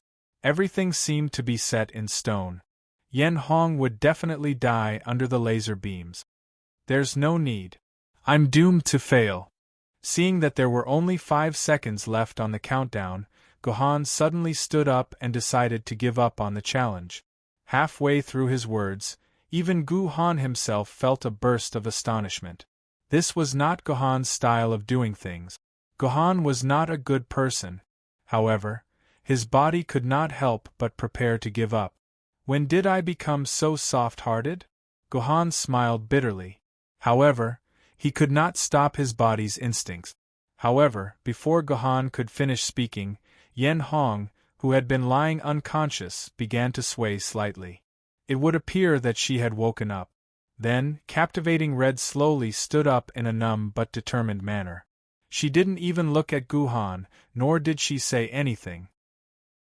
She didn't even have an expression on her face as she continued to walk forward in a daze. Since Yen Hong had begun to move forward, the laser beams that had paused earlier began to fire again. Perhaps because she had just woken up from her unconscious state, Yen Hong's movement speed was not as fast as before. She was moving forward at the walking speed of a normal person. Thus, it was not difficult for the laser beams to hit her. Out of the 18 laser beams, 16 hit Yen Hong's wounded body. Strangely, no matter how many laser beams hit her body, Yen Hong did not seem to feel any pain. She did not care about the laser beams and continued to walk forward. Yen Hong's current state was particularly strange. She looked like a zombie. Chapter 977. I've heard that when a person is in extreme pain and also extremely determined, they can rely on their instincts to control their body. Under these circumstances, the body's pain will completely disappear, but at the same time, the person's consciousness will also disappear, and they will become a walking corpse. Could this be Captivating Red's current condition? Gohan mused to himself as he watched Sword Immortal Captivating Red advance at a steady pace. After Sword Immortal Captivating Red became a walking corpse, she received more damage from the lasers, but she was no longer in danger of falling off the path. After walking for 5 kilometers, she didn't fall into the abyss, nor did the weight on Gohan's body increase again. Gohan breathed a sigh of relief. This was because the weight on Gohan's body had increased to 2,750 kilograms, which was equivalent to carrying a small car on his back. This kind of burden made even Gohan a little unbearable, and there were many times when he was almost unable to evade the lasers. However, this didn't concern Gohan. Gohan was more concerned about Captivating Red's current condition. Even though Captivating Red could avoid the pain by entering her walking corpse state, her body itself wasn't something that could be avoided. Gohan had already lost count of how many lasers Captivating Red had endured, but Gohan knew that she had lost at least 80% of her blood. If this had happened to a mortal, Captivating Red would have already died. Only a sword wielder's body could withstand this kind of exhaustion. However, this was almost the limit of Captivating Red's body. Once she lost all of her blood, she would truly become a walking corpse. Fortunately, at this moment, Gohan suddenly saw a glimmer of light appear in front of him. Although this light was very dim and very graceful, it was truly a light that existed. This meant that the two of them were about to reach the end of their path, and a ray of hope had appeared. However, it was also at this moment that Captivating Red's body reached its limit. After being struck by another laser, Captivating Red suddenly knelt to the ground, and her eyes began to roll back. This was a sign that her body had reached its limit. Captivating Red's body was on the verge of collapse. She could no longer take another step forward. Finally, after being hit by more than a dozen laser beams, Captivating Red's body staggered and fell into the abyss. This was the first time she fell into the abyss after entering the zombie state. Gohan instantly felt the weight on his body increase by 550 kilograms. His body became sluggish, and he was hit by a laser beam. This was the first time Gohan had been hit by a laser beam since the beginning of the test. Fortunately, Gohan's body was still solid, so the laser beam did not really hurt Gohan's body. It only reduced the energy intensity a little. However, this was not a good sign. This meant that the weight had reached a dividing line. If the weight continued to increase, Gohan would inevitably continue to suffer more damage. On the other side, Captivating Red, who had been knocked into the abyss, returned to the road. Unexpectedly, Captivating Red, who had returned to the road, seemed to have regained some of her vitality. She actually continued forward once more. "Oh right. I remember, Captivating Red just told me that every time she returned, her stamina would recover a little. It seems that this recovery not only works on stamina, but also on blood." Gohan guessed the reason why Captivating Red could continue forward. This gave Gohan a little hope. If she could recover some of her stamina and blood after falling into the abyss, then Captivating Red could continuously rely on falling into the abyss to recover her stamina and blood. She could then rely on this method to continue moving forward until the end. However, this way the pressure would be transferred to Gohan. Every time Captivating Red fell into the abyss, Gohan would have to bear a lot more weight. It could be imagined that Gohan would continue to be hit by laser beams in the future. If Gohan couldn't make it to the finish line, then everything would be lost. Both sides would suffer. Gohan did not think for long before making a decision. He quietly watched as Captivating Red continued forward. Every 100 meters or so, Captivating Red's health would be depleted and she would fall into the abyss. She would increase Gohan's weight and recover some of her health. Then, she would continue forward. This cycle continued for more than a dozen times, and the weight finally increased to the upper limit, which was 1,000 kilograms of weight per cycle. At this time, Gohan's total weight had reached 10,500 kilograms. It was equivalent to carrying 1/3 of the Type 59 tank's weight. Right now, Gohan had a hard time dodging. Gohan could not dodge half of the 18 laser beams. He could only forcefully use his body armor to withstand the damage from the laser beams. Although the light at the end of the path was much brighter than before, it still felt unreachable. Gohan didn't know how many kilograms of weight he had to carry to reach the end of the path. In comparison, Captivating Red was incomparably relaxed. She only needed to keep falling into the abyss, keep recovering her blood essence, and keep moving forward. All the pressure was shouldered by Gohan. As time passed, Gohan could no longer maintain his high speed. He could only move forward at the speed of a zombie like Captivating Red. This was because Gohan's weight had increased to 35,500 kilograms. This was the weight of a Type 59 tank. Gohan could feel that every inch of his muscles was trembling, and every bone in his body was creaking. Perhaps in the next second, Gohan's bones would not be able to support such a heavy weight and would completely break. Fortunately, the end was right in front of him. He only needed about 500 meters to pass the test. However, Yang Guanggong did not seem to want to let Gohan pass just like that. In the last 500 meters, the number of laser beams increased dramatically. From 18 laser beams per second to 48 laser beams per second. Gohan had to endure about 40 laser beams per second. Even if Gohan's body armor was very sturdy, it could not withstand such a consumption. The total energy was decreasing at a visible rate. Fight. Other than fighting, Gohan had no other choice. According to captivating Red's speed, she would fall into the abyss at least 5 more times. This meant that Gohan's final weight would be as high as 40,500 kilograms. When there was only 300 meters to the end, Gohan's weight increased to 37,500 kilograms. When the weight increased by 1,000 kilograms, Gohan heard the bones in his calf crack. Then, the pain was like an electric shock, and Gohan was instantly soaked in cold sweat. What was even more frightening was that Gohan suddenly felt that his body could no longer provide him with the strength to continue moving forward. For a moment, Gohan froze in place. He endured the laser attacks while watching captivating Red pass him. However, Gohan could not even muster the strength to move forward. Don't forget, there was an absolute distance of 100 meters between two teammates. Once this limit was crossed, both of them would fail.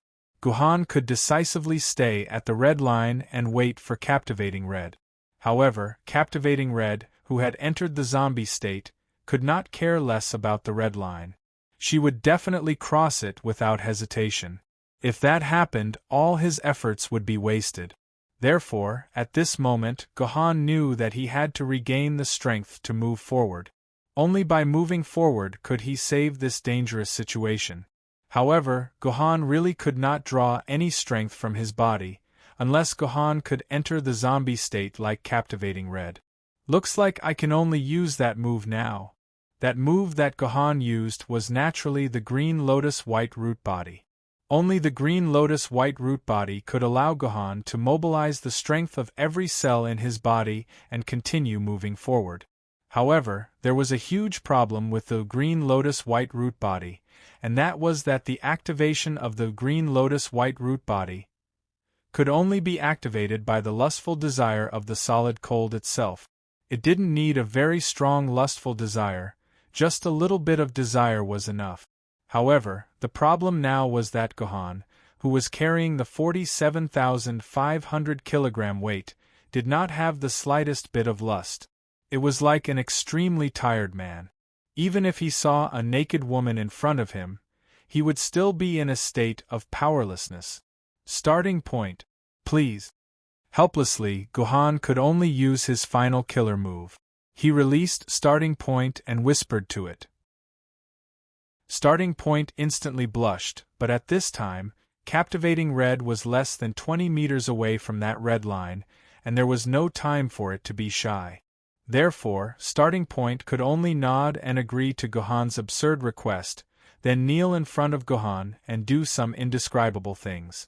Finally, Gohan squeezed out a little bit of lust and quickly activated his Green Lotus White Root Body. Did I fail? Captivating Red slowly opened her eyes and found that she was soaking in a blood-red vat. Her body did not have any strength at all. Even if he wanted to move his finger, he would instantly feel the pain as if his finger was being torn apart. What's wrong with me? Gohan, are you here? Captivating Red shouted in panic. Don't be noisy. You're fine, just soak for a while more. As for Gohan, he's already asleep. Captivating Red raised her head and saw a beautiful girl with the words, "Good wife and loving mother," written all over her body. On this girl's thigh, a somewhat handsome and reliable man was peacefully closing his eyes with a slight smile on the corner of his mouth, as if immersed in a sweet dream. Chapter 978. So you can feel the memories of the zombie state. After Yen Hong woke up, Gohan, who was very curious about the zombie state, asked her in detail. Captivating Red did not hide anything and answered Gohan in full detail. As it turned out, Captivating Red was not in a comatose state. Instead, she had completely lost control of her body. She did not feel any pain and could only watch everything as a bystander. It was precisely because of this that Captivating Hong clearly knew that she was only able to pass this trial because of the power of the frozen body. It was the frozen body that endured the endless pressure again and again that gave Captivating Hong the opportunity to continuously recover her chi and blood. In the end, she passed the final step and the two of them completed the trial of the Yangguang Palace together. Brother Gohan's great kindness, Lu Qingmei will never forget it. Today, I, Qingmei, owe Brother Gohan a favor, and I will repay it with my life in the future. After Lu Qingmei's body recovered and she walked out of the medicine vat, she did not care that her clothes were wet and stuck to her body. Her clothes could clearly see Lu Qingmei's impressive curve. She actually knelt in front of Gohan and said solemnly, "Get up." Gohan smiled and did not help Lu Qingmei up. Instead, he said with a slight tease, "I know if I don't agree, you will definitely kneel for a long time, right? Therefore, I promise you that from now on, you will owe me a favor of your life. This matter will be settled like this." This is not the script I expected. Lu Qingmei stood up from the ground with a displeased expression. According to Lu Qingmei's original script, Gohan should keep declining, and she would keep making requests, using reasons like if he did not agree, she would kneel for a long time to make Gohan have no choice but to agree. However, she never expected that Gohan would directly agree. Instead, Lu Qingmei did not know how to continue acting. She could only helplessly stand up from the ground. It was as uncomfortable as having a fishbone stuck in her throat. It seems like my cardinal sword spirit has encountered quite a bit of trouble. On the other side, Gohan stood at the exit of the single-person tunnel. He realized that the single-person tunnel was still occupied. This meant that the cardinal sword spirit was still undergoing the test in the single-person tunnel. Instead, Gohan and Lu Qingmei, who had arrived late, had passed the test of the Yangguang Gong first. All right.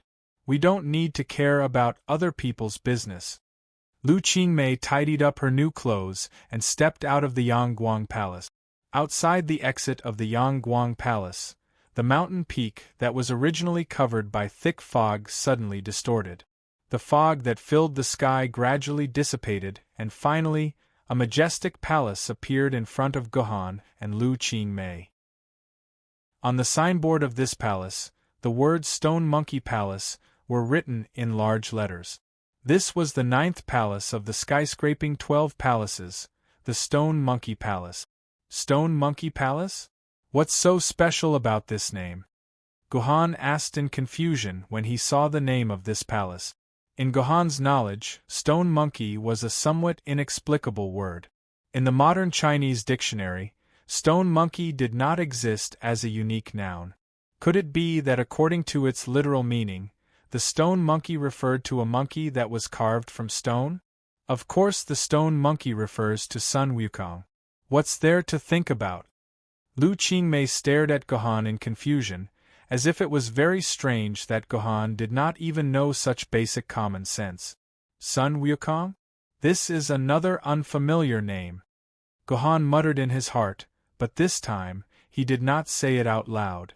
Then, he could not help but sigh. It seems like the stone monkey was something that everyone knew before the great cultural disruption. I didn't expect it to disappear so completely after the great cultural disruption. When Gohan and Lu Qingmei pushed open the door of the Stone Monkey Palace, they discovered that the entire palace was empty. There was only a huge stone placed in the middle of the palace. This stone looked ordinary, just like an ordinary boulder. However, there were 3 big words carved on the boulder: Heaven-mending stone. Heaven-mending stone. It really is the great sage, Heaven's equal. Upon seeing this stone, Lu Qingmei began to get excited, as if she had seen her life idle. This made Gohan extremely surprised. This stone monkey actually dared to call the great sage, Heaven's equal, by such a cool and domineering name. If the Jade Emperor of the Heavenly Court knew about this, wouldn't he eat this monkey alive? Other than the Jade Emperor of the Heavenly Court, there was no immortal in the entire Heavenly Court who dared to put the 2 words Heaven's equal above their heads. This stone monkey was really arrogant. It was probably just a monkey wearing a crown and had an undeserved reputation. However, looking at Lu Qingmei's excited look, this stone monkey was not just famous before the great cultural destruction. It was so famous that it was engraved into the hearts of all humans. Otherwise, Lu Qingmei wouldn't be so excited right now. Guhan walked to the side of the heaven-mending stone and took a closer look. To his surprise, he discovered that the heaven-mending stone wasn't carved by someone else. There were no traces of it being carved by a knife or axe. These 3 words seemed to have naturally grown out from this stone. What are you doing? The great sage, heaven's equal, is inside. What if you let him out if you touch him? Seeing that Guhan was planning to touch the heaven-mending stone, Lu Qingmei immediately stopped him. What do you mean by this? Could it be that the great sage, heaven's equal, is imprisoned in this stone? Of course, if the great sage, heaven's equal, isn't in this stone, where is he? Lu Qingmei rolled her eyes at Guhan. Everyone in the world knows that the great sage, heaven's equal, was born from a stone. Why do I feel that you are the only one who doesn't know this? So he was born from a stone. No wonder you call him the stone monkey. Guhan's eyes lit up. He finally understood the origin of the stone monkey's name. However, since this place is called the Stone Monkey Palace, the test subject is naturally this monkey. No matter what, we have to let him out. Touching him is a must. After speaking, Guhan placed his hand on the stone. However, after this, the heaven-mending stone didn't have any reaction. It seems that the great sage, heaven's equal that you mentioned, is not in this stone. Guhan knocked on the heaven-mending stone again and said disdainfully, My little fellow, of course I, old son, am not in this stone.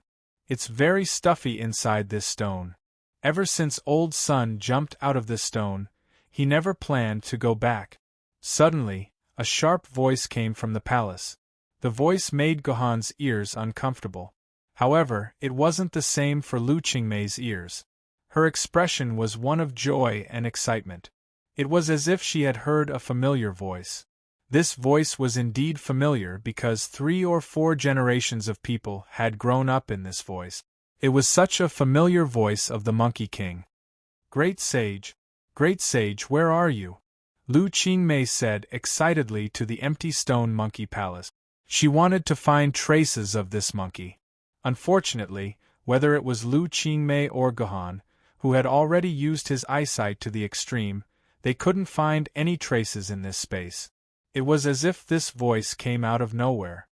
Could it be that this is a universe level or eternity level Yuan Ko that can hide in the void and talk to us? Guhan immediately reacted. This great sage, heaven's equal, must be in the void. That was why he could completely conceal his figure, making it impossible for Guhan to find traces of him. This meant that this great sage, heaven's equal, was at least a universe level Yuan Ko. He was an existence that Guhan absolutely couldn't defeat. With the identity of a universe level Yuan Ko, he was barely worthy of the title of heaven's equal. Of course, Guhan didn't have much fear. This was because since this great sage, heaven's equal, was in the Stone Monkey Palace, he was definitely under Kanzu's control. This meant that he couldn't harm Luo Yunyang and Lu Qingmei's lives. He was just a test subject. Great Sage, Junior Guhan has long heard of your great name. It's an honor to meet you today. This was the first time Guhan heard of the great sage, heaven's equal's name. How could he have heard of him? However, flattery was useless. Since the other party was at least a universe level Yuan Ko, Guhan couldn't be too forceful. It seemed like it was a good choice to make the other party happy first. Who in this world hasn't heard of me, great sage, heaven's equal? I, old son, don't lack a fan like you. Although he sounded disdainful, great sage, heaven's equal's tone was obviously much happier. I, old son, ask you, how long has the 12 skyscraping palaces been around?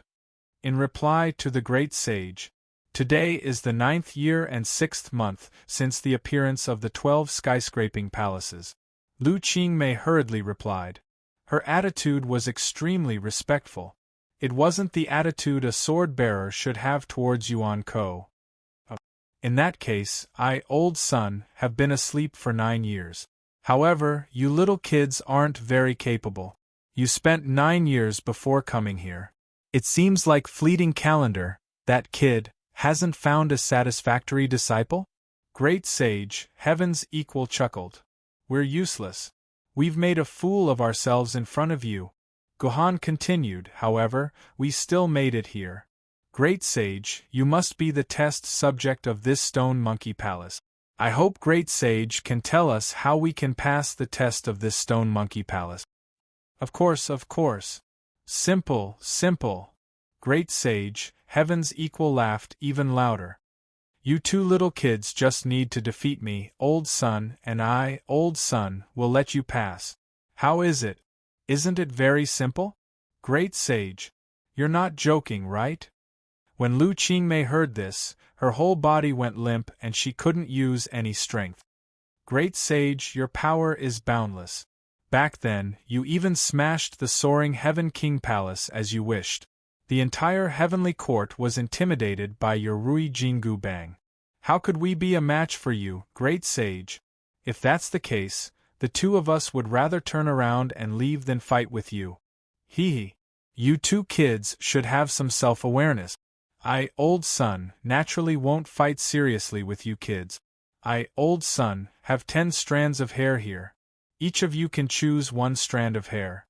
These strands of hair will transform into monkeys with one of my abilities. As long as you defeat my strands of hair, I, old son, will let you pass. Chapter 979. As soon as the great sage, heaven's equal, finished speaking, 10 strands of monkey hair appeared out of thin air and floated in front of Gohan and Lu Qingmei. It was obvious that he wanted Gohan and Lu Qingmei to choose a strand of hair as their opponent. The 10 strands of hair made Gohan confused, but Lu Qingmei became even more excited. She could not help but ask the great sage, heaven's equal, excitedly, Great Sage, are these the strands of hair that Guanyin Bodhisattva gave you? Nonsense. These 10 strands of hair grew from my own body. What does it have to do with Guanyin Bodhisattva, that evil man? It's all made up by that old brat Wu Chenzhen. He's ruining old son's reputation. The great sage, heaven's equal, said unhappily. Man? Isn't Guanyin Bodhisattva a woman? The great sage, heaven's equal's words confused Lu Qingmei. Of course Guanyin Bodhisattva is a man. What's so strange about that? Without waiting for the great sage, heaven's equal to answer, Gohan took the initiative and said. As for why Guanyin Bodhisattva was a man, there was a detailed explanation in the previous chapter. There was no need to repeat it here. Nonsense. How could Guanyin Bodhisattva be a man? What nonsense are you spouting? Lu Qingmei immediately turned around and questioned Gohan with her sharp tongue. Of course I have evidence.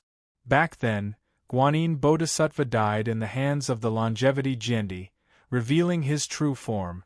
The Longevity Jiandi examined his body carefully. There was no doubt that he was a man. There were also photos and videos left in the archive. Anyone can look at them, Gohan said calmly. What the hell? We humans only have 4 Emperor Sword-level sword bearers. I've never heard of a Longevity Jiandi among the 4. After saying that, Lu Qingmei carefully counted her fingers. She thought about it again and again to confirm that there was indeed no Sword Emperor named Sword Emperor Longevity amongst the 4 Sword Emperors. You'll know in the future, Gohan said coolly. The Longevity Jiandi was the Jiandi from hundreds of years in the future. The battle against Guanyin Bodhisattva had also happened hundreds of years in the future. How could she, Lu Qingmei, know what would happen hundreds of years later? Alright, the two of you are making my head hurt. Little girl, let me tell you, Guanyin is just a stinky old man who deceives his master and destroys his ancestors. It's not as holy and great as you think it is. It's all because of those baldies bragging. The great sage, heaven's equal, decided the situation with one sentence. Enough. Hurry up and choose. After dealing with you guys, I, old son, still have to go back to sleep. The feeling of being woken up by you guys in the middle of sleep is really terrible. He had slept for 9 years. The great sage, heaven's equal, was indeed the great sage, heaven's equal. You choose first. Lu Qingmei gave the first choice to Gohan, because Lu Qingmei knew that it was Gohan's credit that she was able to arrive here. She was simply too embarrassed to be ahead of Gohan. No. You go first. You can explore the way for me. Any man with a little bit of intelligence would use some excuse like, ladies first, but Gohan was different. He directly spoke his heart, without any deception at all. With Gohan's words, how could Lu Qingmei continue to refuse? She could only bitterly walk in front of the 10 strands of hair, and carefully look at each strand of hair. Finally, she chose the shortest strand of hair and held it in her hand. The moment Lu Qingmei's hand touched the strand of hair instantly burned like a fuse. It turned into a large cloud of green smoke that condensed in the air. Finally, it turned into a monkey wearing a golden chain mail, a phoenix feather purple gold crown, and lotus root silk cloud walking shoes. This monkey had round eyes, ears, a face full of hair, a thunderous mouth, and a body like a macaque eating pine cones. Although the monkey looked like a human, it lacked cheek. To be honest, even if this monkey was placed in a pile of monkeys, it would still be considered ugly. Oh my God! It's exactly the same as on TV. After seeing the face of the great sage, heaven's equal, Lu Qingmei didn't feel any fear. Instead, she stretched out her hand, wanting to touch the monkey's cheek. As a result, the monkey was startled by Lu Qingmei. It used its golden hairy hand to slap Lu Qingmei's head. Then, it quickly retreated a dozen steps and looked at Gohan and Lu Qingmei with one leg crossed over the other. Woo-woo. This is a competition between me and this young lady. That man, stay away from me. When the time comes, don't blame me for being merciless. The monkey waved its hand at Gohan. Gohan tactfully retreated to the edge of the stone monkey palace, giving the battlefield to Lu Qingmei and the great sage, heaven's equal. Hee. Young lady, your luck is not bad. Do you know which ability did you choose? Monkey Sun wasn't in a hurry to compete with Lu Qingmei. Instead, he looked at Lu Qingmei and asked with a smile. Well, Junior only knows that the great sage has 10 great abilities. However, I really don't know which of the 10 great abilities you chose. Lu Qingmei replied respectfully. Oh, you actually know that I, old son, have 10 great mystique. All right then, tell me all of them, and I, old son, will tell you which mystique of mine you chose. The great sage, heaven's equal, laughed even louder. All right then. Then this junior will speak bluntly. If this junior is wrong, please forgive me, great sage. Lu Qingmei paused, cleared her throat, and said in one breath, Legend has it that the great sage, heaven's equal, Monkey King Sun Wukong had 10 great abilities. The first ability is the great way of heavenly immortal art. It's the foundation of cultivation. It nourishes the golden core. When water and fire are not in harmony, it is immune to all diseases. It jumps out of the 3 realms of reincarnation and is not within the 5 elements of chaos. It seizes the fortune of heaven and earth and invades the mysteries of the sun and moon. It's one of the best abilities in the world. The second ability is the somersault cloud. One somersault can travel 108,000 miles. The third ability is the 72 transformations. Although it's called the 72 transformations, it can transform into anything in the world.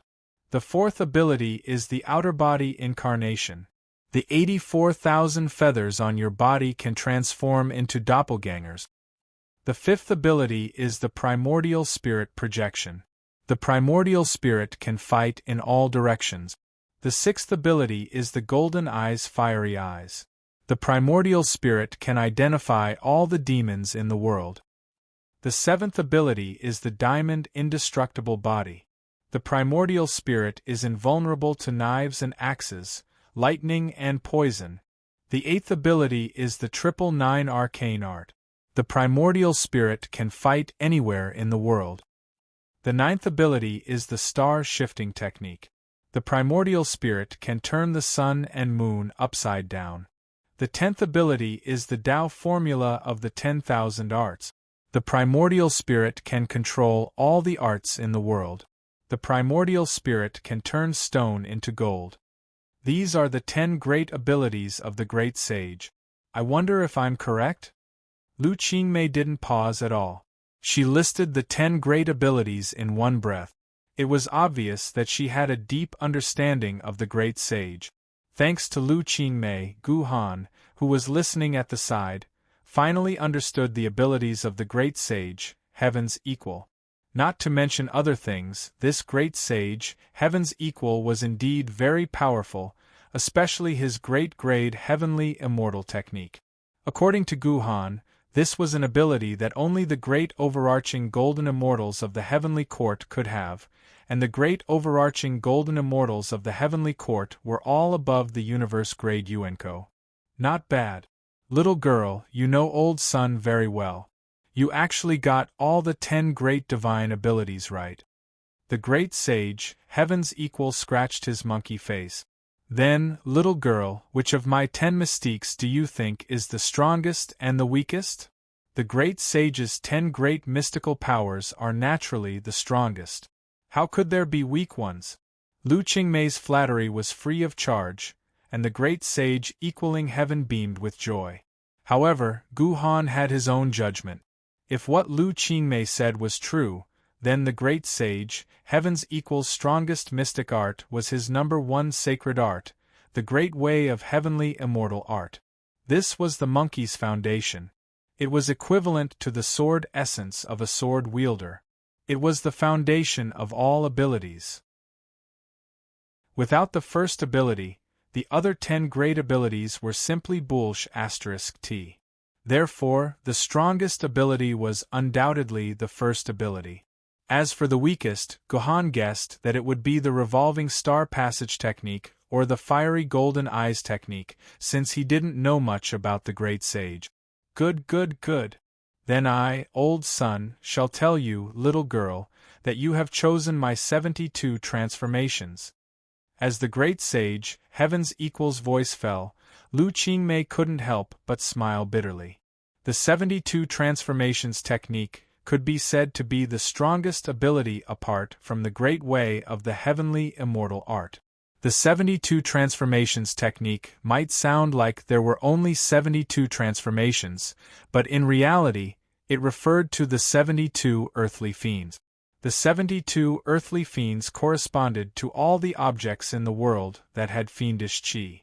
Anything with fiendish qi could be transformed into the 72 earthly fiends. P.S. Journey to the West did not explain the 72 transformations clearly. Later generations had a huge debate about this. They believed that the 72 transformations did not simply refer to other objects, but referred to 72 extraordinary abilities. Here is only one of the explanations, which is the most common one accepted by the masses. As soon as the great sage, heaven's equal's voice fell, the majestic monkey transformed into a mighty divine bull in the blink of an eye. It was snow-white all over, had a head as big as a mountain, eyes that shone brightly, and 2 horns that were like 2 iron towers. This is a water buffalo? Gohan recognized the original form of this bull at a glance. However, compared to a normal water buffalo, this water buffalo was much more mighty and domineering. The fiendish qi coming from it seemed to be able to tear a person into pieces. Ha ha! Little girl, do you recognize who I have transformed into? Sun Wukong's appearance changed, and even his voice changed. From the shrill voice of a monkey, it became a dull bull's voice. Great sage, this is not a problem for me. I have read Journey to the West dozens of times. You have transformed into your good brother, the great sage who pacifies heavens, the bull demon king, right? Lu Qingmei said loudly. Not bad. Today, I will use my big brother bull's body to fight you. If you defeat this stupid bull, consider it my loss, and I will let you go." After the great sage, heaven's equal, let out a thunderous roar, he charged towards Lu Qingmei with an unstoppable momentum. No matter how one looked at it, Lu Qingmei could not possibly be a match for this bull demon king. Chapter 980. Old son, was defeated just like that? A helpless voice sounded in the Stone Monkey Palace. On the ground of the Stone Monkey Palace, a large pile of scattered corpses were placed neatly on the ground. These weren't ordinary corpses, but corpses that had been neatly dissected and placed in an orderly manner. Seeing these corpses, one couldn't help but feel hungry. Right in front of this pile of corpses was a serene bull's head. If it wasn't for the fact that this head was separated from the body, people who saw it might have thought that this bull's head was just sleeping. On the side of the bull's head was a piece of leather that looked like new clothes. It could be seen that this leather had been peeled off very beautifully. The entire leather, other than a small opening at the neck, didn't have any other parts that were damaged. It was as if a piece of clothing had been directly taken off from the bull's body. At first glance, people would think that this was a real bull. Oh right, it was worth mentioning that this was a very rare piece of white bull skin. It could be sold for a much higher price than ordinary bull skin. Behind the bull skin was the bull's tendon. This kind of elastic material was a rare item. It was pulled out completely without breaking, and finally tied together like a rubber band. To the left of the bull's tendon were the bull's 5 viscera, or in other words, the bull's intestines. This included the bull's heart, bull's liver, bull's lungs, bull's tripe, bull's intestines, bull's loin, and bull's intestines. What was most surprising was that there was not a single trace of blood on the surface of the cow's offal. This was something that was almost impossible to achieve. Behind the bull's intestines, there was a plastic basin filled with bull's blood. The bull's blood was still emitting a fresh and flowing aura, as if it was still delivering all the necessary nutrients to the bull's body. The most eye-catching thing was the white bull's bones. The entire bull's bones didn't have any traces of being cut off, as if they were forcibly pulled out from the bull's body. After this butcher took out the bull's bones, he actually pieced them together again, forming a complete bull's skeleton. It was just like those dinosaur skeletons in museums. One could vaguely see the appearance of a bull without a head. In the end, the most valuable thing was probably the piles of beef that had been categorized into more than a dozen types according to the different growing positions. There was beef neck, which was suitable for making beef meatballs, beef shoulder, which was suitable for curry head, which was suitable for hot pot breast, which was suitable for stew beef, which was suitable for barbecue, and then there was beef loin, which was suitable for making steak. Anyway, there was a nice name called sirloin or sirloin steak. Like him, there was filet mignon, which was chosen for the tenderloin. Finally, there was the buttocks, which was very chewy, and then there was the sirloin, which was even more chewy. Finally, there was the tendon, which was the chewy one. Apart from that, there were also some strange beef that even Gohan didn't know which part of the cow it came from. Anyway, the beef was arranged in an orderly manner. It was even more perfect and appetizing than the beef produced in a standardized and professional slaughterhouse. I believe that everyone had already guessed that this poor white bull that had been professionally butchered and dismembered was our bull demon king. After a battle that made even Gohan feel dazzled, the bull demon king turned into a huge pile of beef on the ground. On the other side of the battle, our Miss Lu Qingmei didn't suffer any injuries at all. She looked indifferent, as if killing a bull demon king wasn't a difficult task. "TSK. You monster, what kind of sorcery did you use? You actually dismembered my big brother in just a few moves?" The great sage equaling heaven's rationality seemed to be in a mess. He actually called Lu Qingmei a monster. Logically speaking, you, the great sage equaling heaven, are the real monster. In reply to great sage's words, "My sword maiden isn't a monster, nor does she know any sorcery. This is just pure swordsmanship." Lu Qingmei replied weakly as she looked at the skinny little girl beside her. She looked as if she would be blown away by the wind. "Tsk. Don't you dare lie to me, old Sunday. According to fleeting time, this sword maiden is just a famed sword maiden. The bull demon king that I transformed into may not be as powerful as the real bull demon king, but it's still a demon king. How could it be defeated by a mere sword maiden like you?" The great sage equaling heaven was obviously unwilling to accept such a defeat. Oh, by the way, the demon king that the great sage equaling heaven referred to was the nether tier and the meteor tier Yuan Ko. The current Yuan Ko was still used to addressing the different tiers of Yuan Ko according to his own tradition. He had yet to use the same form of address that the humans had given him. There's nothing strange about it. No matter what kind of bull he is, he's just a simple bull in my hands. The frail sword lady replied in a low and weak voice. She was Pao Ding, the nemesis of all bulls in the world. Pao Ding? I think I've heard of this name before. Let me think about when I heard it. The great sage, heaven's equal, fell into a long silence. The entire stone monkey palace also fell into a rare silence. After about 10 minutes, the monkey said with a sudden realization, Old son, remember now. Back then, when I returned from the Buddhist scriptures, I had some dealings with the big green bull that old Lord Taishang sat on. The great green bull loved to drink, and he would get drunk after drinking. He would tell me stories when he was drunk. He told me that he met a butcher called Pao Ding when he accompanied old Lord Taishang to the mortal world. Pao Ding went around bragging that he had slaughtered more than 100,000 bulls, and that angered the great green bull. I remember that all the bulls in the world are the great green bull's descendants.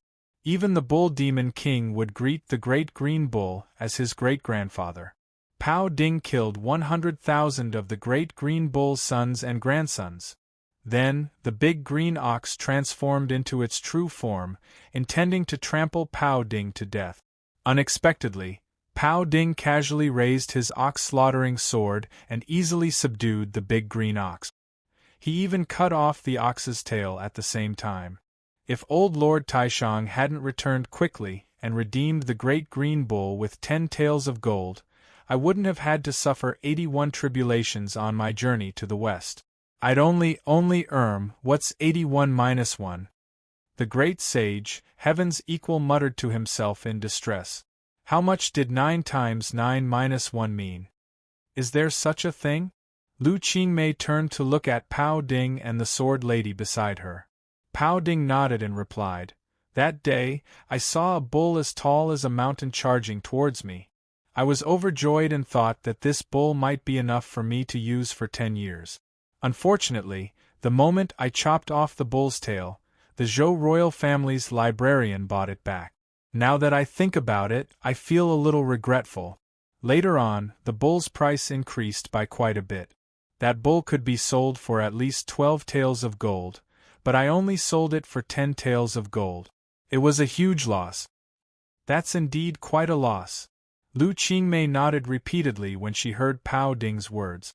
She began to feel heartache for the 2 taels of gold that she had lost thousands of years ago. It was as if the 2 taels of gold had slipped out of her hands. These 2 conversations entered Gohan's ears.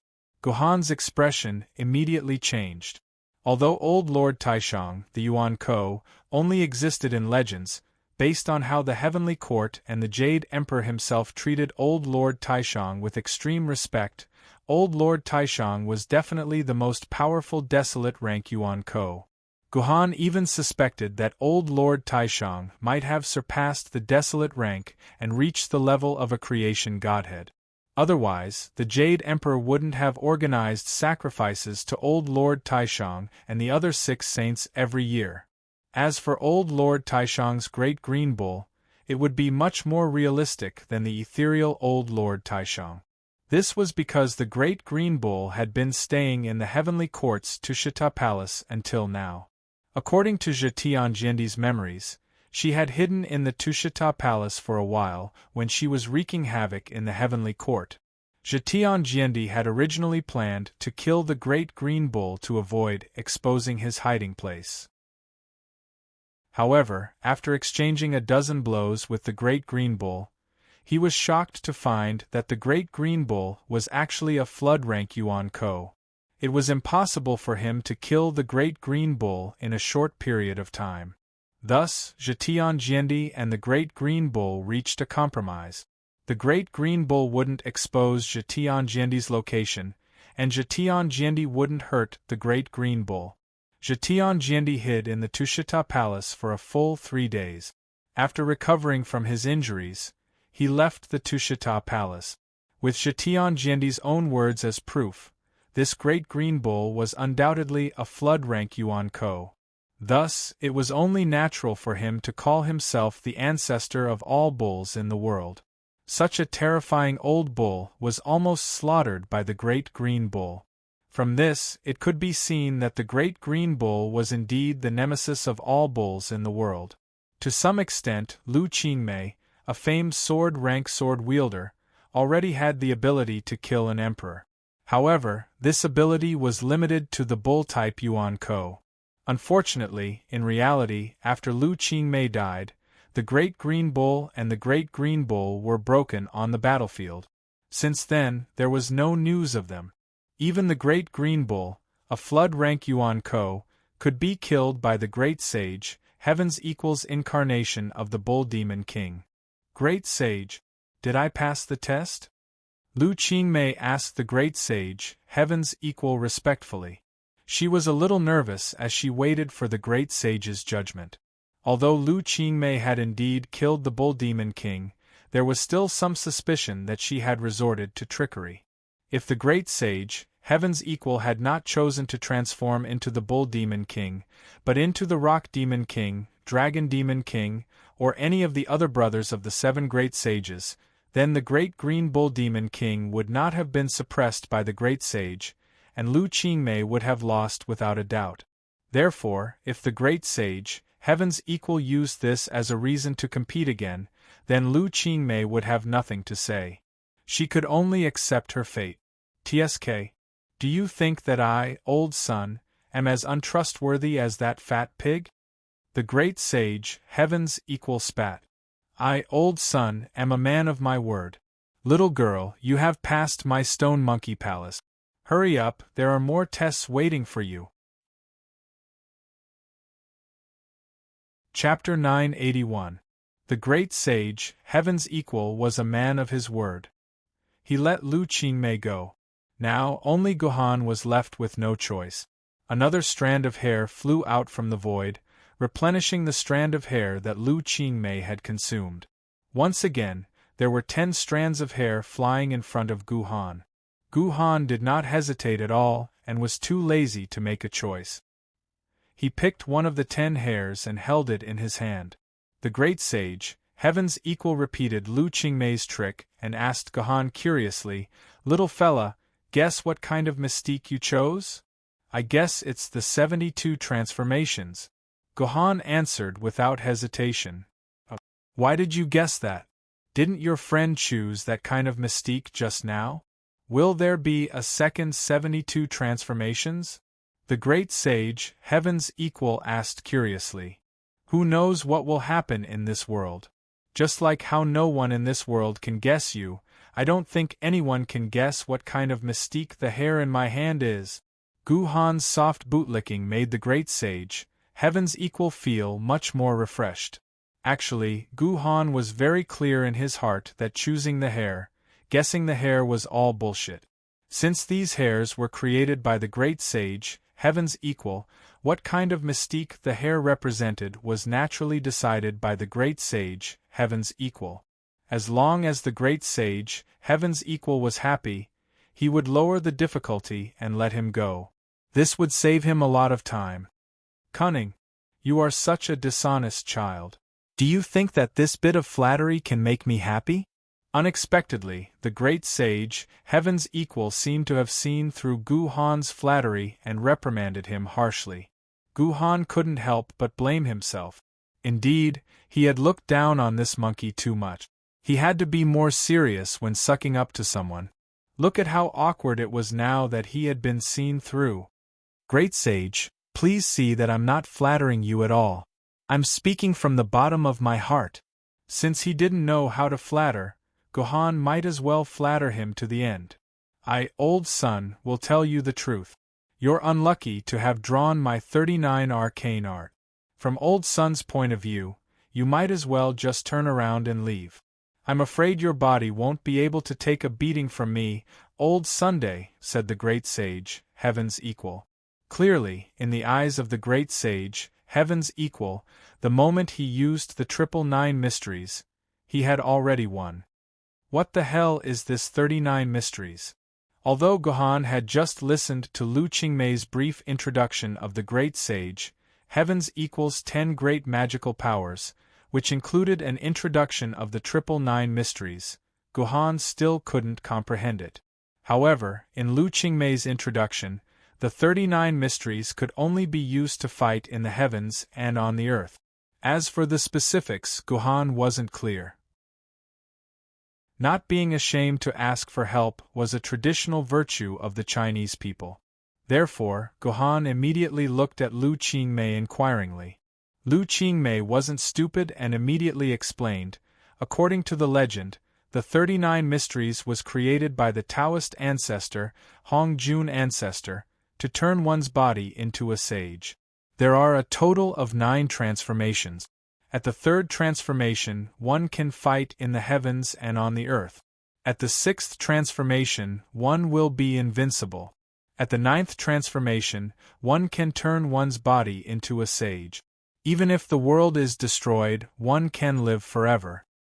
The 39 mysteries is actually the ability to refine one's body and weapons. The great sage, heaven's equals Rui Jingu Bang killed countless demons.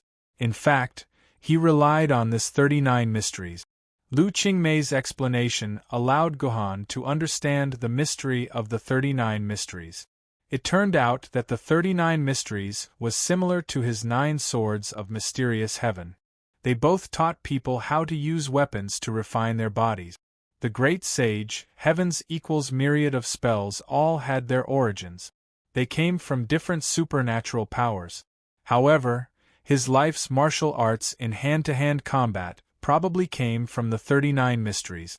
Little boy, you really know me very well.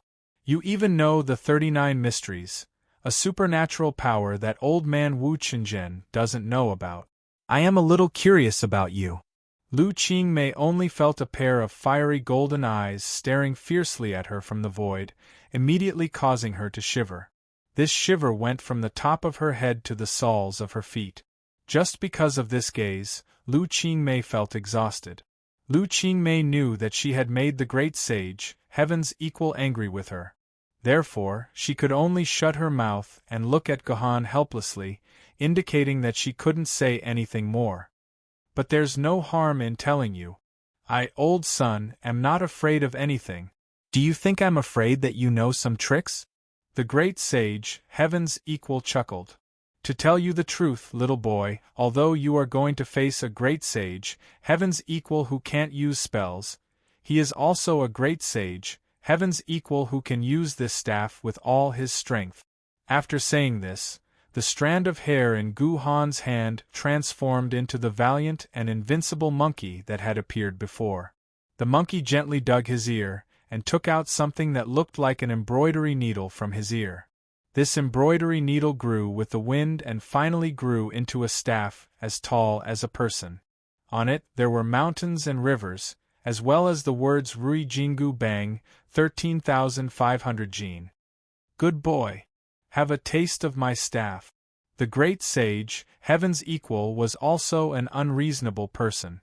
Holding the Rui Jingu Bang in his hand, he didn't say a word and directly swung it towards Gohan's head. This was a powerful blow from the great sage, heaven's equal. If it landed, Gohan's brain would probably be smashed and he would die on the spot. Good staff technique. At the same time, Gohan could also see that the great sage, heaven's equal, had mastered the essence of the staff technique. It was a move that could break through the void and hit the real thing. Although it was only one move, it was better than thousands of moves. From this one move, it could be seen that the Great Sage, Heaven's Equal staff technique, was probably ranked in the top 3 among all the staff users in the world. The Great Sage, Heaven's Equal staff technique was very clever. If it had happened in the Guanghui amusement park, Gohan wouldn't have been able to think of a way to deal with this move other than running away. However, after a few months of emergency special training, Gohan's swordsmanship had reached another level. This move of the Great Sage, Heaven's Equal, allowed Gohan to vaguely see a few flaws in it. Therefore, Gohan didn't show any weakness. He waved the Qidian sword in his hand and charged towards the Great Sage, Heaven's Equal. Both of their weapons clashed in the air, producing a sound effect that sounded like a ton of TNT exploding. Both of them were absolute experts in their respective domains, peak experts. According to Gohan's thoughts, this battle should be evenly matched, with neither of them winning nor losing.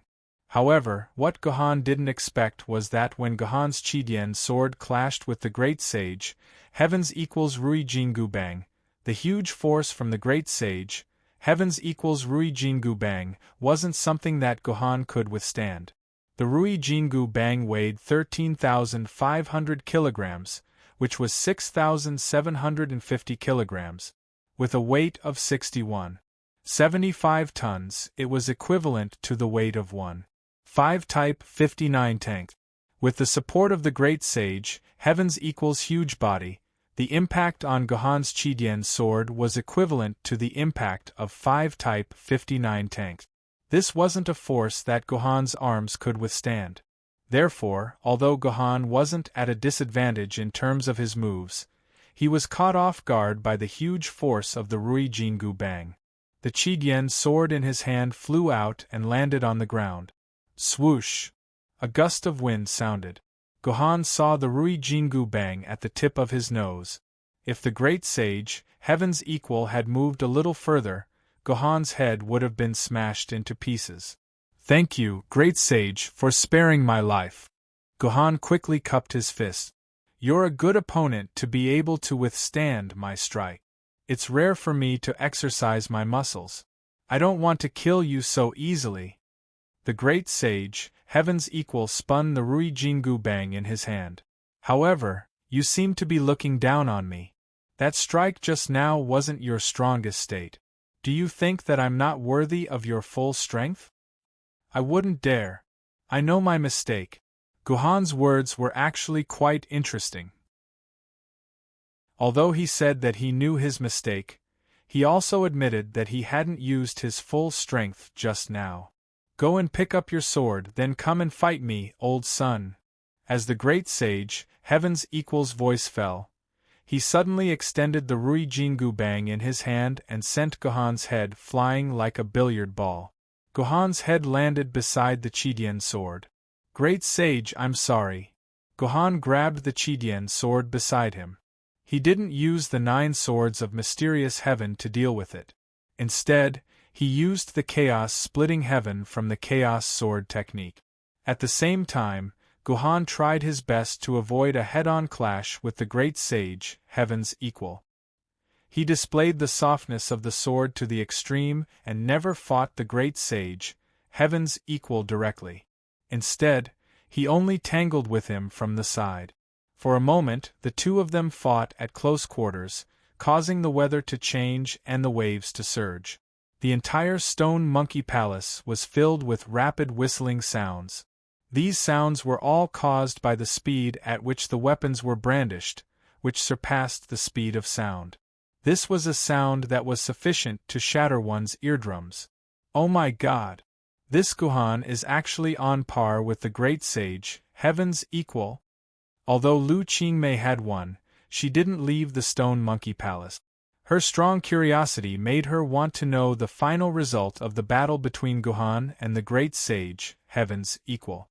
Actually, when Lu Qingmei heard that Gohan would use his full strength to face the Great Sage, Heaven's Equal's Rui Jingu Bang, Lu Qingmei already had an answer in her heart. It was impossible for Gohan to defeat the Great Sage, Heaven's Equal. This kind of monster that only the Buddha could subdue was not something a young guy like Gohan could handle. In Lu Qingmei's guess, if Guhan could withstand 3 strikes from the great sage, heaven's equal, it would already be a blessing from the heavens. It would be worth beating gongs and drums and celebrating. Perhaps it could even be written into a novel or filmed into a TV series. The first battle between Guhan and the great sage, heaven's equal, seemed to confirm Lu Qingmei's guess. The great sage, heaven's equal's strike sent the sword lady in Guhan's hand flying. If he struck again, Guhan would die on the spot. Therefore, at this moment, Lu Qingmei instinctively wanted to persuade Guhan to surrender immediately and not to fight with the great sage, heaven's equal. However, before Lu Qingmei could persuade him, Guhan had once again fought with the great sage, heaven's equal. Then, it was hard to separate them. This scene made Lu Qingmei want to slap herself to confirm that she was not dreaming. Chapter 982. You're quite capable to be able to fight me to a draw. After another round of fighting, the great sage, heaven's equal, and Guhan stood facing each other. The Monkey King took the initiative to praise Guhan. If the great sage, heaven's equal, admitted that he could fight him to a draw, Guhan's swordsmanship could officially be ranked among the top 10 in the world since ancient times. You're flattering me, great sage. I don't dare to fight you head-on. I can only help you by the side. Guhan shook his head. This was Guhan's truth. Guhan was still not a match for the great sage, heaven's equal, in a head-on fight. After all, the great sage's strength was too violent. A single strike from him could send Guhan flying. You little brat, listen carefully. This is my last strike. If you can withstand this strike, I'll consider it your victory and let you pass. If you can't, don't blame me for being merciless. I'll beat you to death here. At this point, the great sage, heaven's equal, revealed a fierce and irritable expression on his face. Logically speaking, as the guardian of a palace, no matter how badly the great sage, heaven's equal, beat up his opponent, even if his opponent's limbs were broken and his internal organs were crippled, it would not be a big problem for him to be able to catch his breath. However, the great sage, heaven's equal, could not kill his opponent. Otherwise, how would fleeting Jiandi, who set up the test, be able to face himself? A mere test had actually killed a young man who wanted to become his disciple. Even if Sword Emperor Liuonian had an extremely high status in the human race, this was absolutely inexcusable. However, it was clear that the great sage, heaven's equal, was not lying. His staff strike could really kill Guhan. This was not an exaggeration. This was the great sage, heaven's equal's nature. He did whatever he wanted and could not be restrained by others. Even after becoming the victorious fighting Buddha, countless demons had died under the great sage, equal to heaven's cudgel. In this world, the only thing that could make the great sage, equal to heaven, obey the rules was probably the band-tightening curse. At this moment, Guhan couldn't care less. He was fully focused on the Rui Jingu Bang in the great sage, heaven's equal's hand. He was prepared to see how powerful the great sage, heaven's equal's final strike would be. As expected, this was not a simple blow. The great sage, heaven's equal, threw the Rui Jingu Bang in his hand into the air. The Rui Jingu Bang instantly shrunk to an extremely small size, even smaller than a needle. In the eyes of the great sage, heaven's equal, Guhan began to panic. He looked around warily, trying to find the Rui Jingu Bang that had disappeared. However, Guhan had forgotten to look at one place, which was directly above Guhan's head. At this moment, above Guhan's head, the Rui Jingu Bang that had disappeared reappeared, and began to grow thicker and bigger rapidly. In the blink of an eye, it had become the size of a small mountain. It was only when Guhan noticed that the shadow on the ground was not right that he realized the change above his head. However, it was too late. The Rui Jingu Bang pressed down with the force of Mount Tai, and finally hit the ground heavily. Boom! Lu Qingmei felt that the entire Mount skyscraping was shaken by the impact. On the other side, the great sage, heaven's equal, let out the unique laughter of a monkey. You have just fought with me, old Sunday. You still have to be suppressed under the 5 elements mountain for 500 years. Is that so? As the great sage, Heaven's Equal's voice fell, a long sword pierced through the stinky monkey's heart from the back and out from the front, giving Sun Wukong a chill. Little guy, you have some skills. Sun Wukong muttered. The clone transformed from the hair dispersed like smoke, leaving no trace. Military governor. You're so awesome. Seeing that the clone of the great sage, Heaven's Equal, had disappeared, Lu Qingmei immediately jumped to the side of the military governor excitedly. She patted the military governor hard on the shoulder and couldn't help but exclaim, "You actually killed the great sage, Heaven's Equal, Sun Wukong, with your sword skills. I'm afraid that even if I tell others about this, no one will believe me. That was really scary." Cough cough. Little girl, how can you say that? When did he kill me, old Sun? Isn't I, old Sun, right here? As this voice sounded, the void door opened, and the Sun Wukong just now walked out of the void door. Just by looking at the aura of this Sun Wukong, it was more than 10 times stronger than the Sun Wukong that was transformed from the hair. Obviously, this monkey was the great sage, Heaven's Equal. Gohan thought to himself that if he were to fight with the Sun Wukong, he would probably be defeated by the great sage, Heaven's Equal, in less than 5 moves. It wasn't that Gohan's sword skills weren't good, but the difference in strength between the two of them was too big. It was like how an ant, no matter how powerful its martial arts were, could be trampled to death by a human's foot. "Greetings, great sage." Seeing that the Sun Wukong had appeared, Lu Qingmei hurriedly bowed to show her respect. She even pressed her hand on the back of Gohan's neck and bowed together with Gohan. "Enough. Sun Wukong, don't fall for this. If you have time, bow to your parents. Why are you fawning over me, a stinky monkey?" The great sage, Heaven's Equal, waved his hand, and Gohan felt a force lifting him and Lu Qingmei up. However, as the great sage, Heaven's Equal, spoke, the great sage, Heaven's Equal's appearance began to change again. The golden monkey fur all over his body fell off, and the sharp mouth of the Thunder God also slowly became gentle. After a series of changes, the entire monkey body actually turned into the appearance of a black-haired old man with a pair of spiritual eyes. "Teacher, 6 children?" Lu Qingmei was stunned when she saw the old man's appearance. She never expected that Sun Wukong would turn into this person after transforming into a human. Although this was the most famous and lifelike old man in history who played the role of Sun Wukong, he was after all just an actor. How could the great sage, Heaven's Equal, look like this after transforming into a human? Was this purely a coincidence? I didn't expect that there would still be people who recognize me in this world. The old man chuckled and walked to Gohan's side. "Young man, you're not bad. You even gave me a big scare. How did you get behind me?" "Great sage, although your Rui Jingu Bang is awe-inspiring and full of killing intent, I saw a trace of intentional life in it. However, I saw a trace of life within.